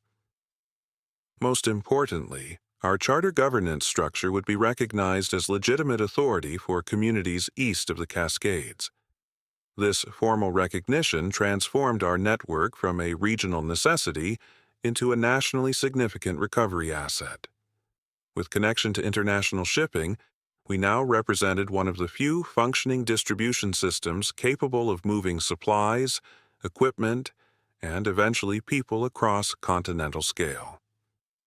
The first load of supplies from Everett Port departed eastward in mid-March. Medical equipment, specialized tools, communication components, and perhaps most precious documentation. Technical manuals, scientific references, educational materials, knowledge preserved in physical form that would accelerate recovery efforts across our entire network. As Phoenix led this historic train back through the mountains, I had time to reflect on the transformation of the past 30 days. What had begun as a desperate attempt to connect isolated Montana communities had evolved into a continental-scale lifeline, bridging the fragmenting remains of our civilization and creating pathways for recovery. More significantly, we had established something that hadn't existed before the collapse, a governance model based on practical cooperation rather than arbitrary boundaries or imposed authority. The rail charter communities represented something genuinely new, adapting 19th-century transportation technology to address 21st-century collapse while avoiding the failures of systems that had proven vulnerable.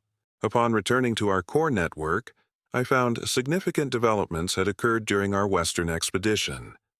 The Canadians had expanded their operational area southward as expected, but had done so in coordination with our Leadership Council rather than through unilateral action.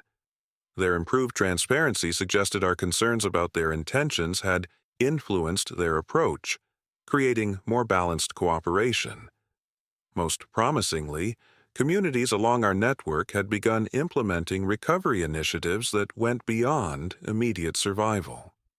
Spring planting preparations were underway using carefully tested soil in uncontaminated areas. Educational programs had been established using shared resources between settlements. Artisans were adapting pre-industrial manufacturing techniques to produce essential goods without requiring electrical infrastructure. Torres had led the most ambitious technical project, converting additional locomotives to steam operation using standardized boiler designs that could be manufactured with available materials. His vision of a sustainable transportation system independent of fossil fuels had seemed impractical months earlier.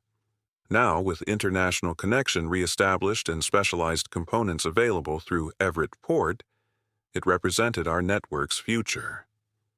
The final piece fell into place when our long-range telegraph operators reported contact with similar rail-based networks forming in the Midwest and South. Chicago had established functional operations through the collapsed infrastructure, connecting communities across Illinois, Wisconsin, and Indiana. Texas had organized recovery around its extensive rail infrastructure, gradually expanding northward and eastward from Houston and Dallas. Plans for eventual connection between these regional networks would take years to implement, requiring extensive reconstruction of damaged infrastructure and navigation of political complexities between different recovery models. But the foundation had been established, not just for restoring what was lost, but for building something more resilient in its place. At the ceremonial charter signing that officially incorporated our Western communities, Sheriff Larson pulled me aside. "When you got that train moving after the collapse, did you imagine anything like this?" I thought about that moment in Marias Pass, alone in a dead locomotive as night fell across a silent landscape. Not even close. I was just trying to reach the next town alive. He nodded. That's how civilization rebuilds. Not grand plans, just people solving the problem in front of them, then the next one, then the next. There's wisdom in that perspective. The great infrastructure of our pre-collapse world hadn't been created in a single grand design, but through countless individual efforts accumulating over generations. Our rail network followed the same pattern. Practical solutions to immediate problems gradually forming systems that served larger purposes. The irony wasn't lost on me that technologies abandoned as obsolete had become our salvation. Steam locomotives, telegraph lines, manual switches, and visual signals. The vulnerability of our advanced systems had forced us back to basics, but perhaps that regression contained important lessons about resilience and appropriate technology. We had learned the hard way that complexity creates fragility. The most advanced components of our civilization had failed most completely, while simpler technologies proved adaptable and recoverable. Moving forward, we would need to balance technological advancement with systemic resilience. Progress measured not just by capability, but by sustainability. The radiological contamination remained our greatest long-term challenge. Department of Energy assessments confirmed deliberate targeting of agricultural areas and watersheds, creating a legacy that would require decades of remediation efforts. The perpetrators remained unidentified, though evidence pointed toward sophisticated state actors rather than terrorist organizations. The attack had been too precisely targeted, too technically complex for non-state capabilities. While these broader geopolitical questions remained unresolved, our communities focused on practical responses. Contamination mapping guided agricultural planning, with clean areas prioritized for food production. Water treatment systems were established at key points along our network, using filtration techniques adapted from pre-collapse technologies but implemented with locally available materials. Most importantly, knowledge sharing accelerated recovery across all connected communities. Medical techniques developed in Great Falls spread to remote settlements along our western extension. Agricultural innovations from rural communities improved urban food production. Technical expertise concentrated in university towns benefited manufacturing efforts in former industrial centers. This exchange represented something beyond physical recovery, the reformation of societal fabric torn by collapse. Communities that might never have interacted in the pre-collapse world found themselves interdependent in ways that transcended previous political or cultural boundaries. Necessity forced cooperation that choice might never have created. By early April, our network had established regular service across nearly 2,000 miles of territory, connecting over 70 communities with varying degrees of formality. The Montana Rail Commonwealth, as our charter organization came to be known, had evolved recognizable governance structures without recreating traditional political models. Practical problem solving took precedence over ideological positioning, with leadership emerging from demonstrated capability rather than claimed authority. The future remained uncertain. Radiological remediation would require generations. Political tensions between emerging recovery models would inevitably create conflicts as operational areas expanded. Resource limitations would constrain growth for decades. But the foundation we had established provided framework for addressing these challenges through cooperative rather than competitive approaches. On the anniversary of the collapse, we held a simple ceremony at Cutbank Station where our network had begun. Representatives from all charter communities gathered to commemorate what was lost and celebrate what had been created from the ruins. Torres had crafted a plaque from a section of the original locomotive's control panel, inscribed with words that captured our journey. Connection restored. Standing before that assembled community, I found myself reflecting on the personal transformation that had paralleled our network's growth. I had begun as a solitary engineer focused on immediate survival, responsible only for myself and my cargo. Gradually, that responsibility had expanded to include a crew, then multiple communities, then an entire multi-state network serving thousands. The weight of that responsibility remained daunting, but it was now shared among many capable hands working toward common purpose. What had begun as crisis response had evolved into something approaching normality, not the world we had lost, but a new society with its own structures and values emerging from necessity. Perhaps that represented the ultimate lesson of the collapse. Our previous civilization had grown so complex that most individuals had lost meaningful connection to its fundamental systems and structures. Food appeared in grocery stores without visible connection to agriculture. Power flowed from outlets without thought to generation. Goods arrived without consideration of production or transportation networks. The collapse had forced reconnection with these basics. Everyone in our communities now understood viscerally where their food, water, heat, and transportation came from because their survival depended on that knowledge. This awareness created both responsibility and agency, the capacity to maintain essential systems rather than depend on invisible processes beyond local control. As I concluded my remarks at the ceremony, I found myself returning to the moment everything changed, sitting in that darkened locomotive as the world fell silent around me. The fear of that moment remained vivid, but it was now balanced by something stronger. Not optimism exactly, but determined clarity about what matters when everything else falls away. Connection, community, purpose, the essential human needs that technology can serve but never replace. In rediscovering these foundations, perhaps we had found not just a path to recovery, but an opportunity to rebuild something more meaningful than what was lost. The rail network stretching across the mountains and plains represented more than transportation infrastructure. It embodied the simple truth that had carried us through the darkest days of collapse. We are stronger together than alone. Every time a train arrived at a station, that truth was reaffirmed.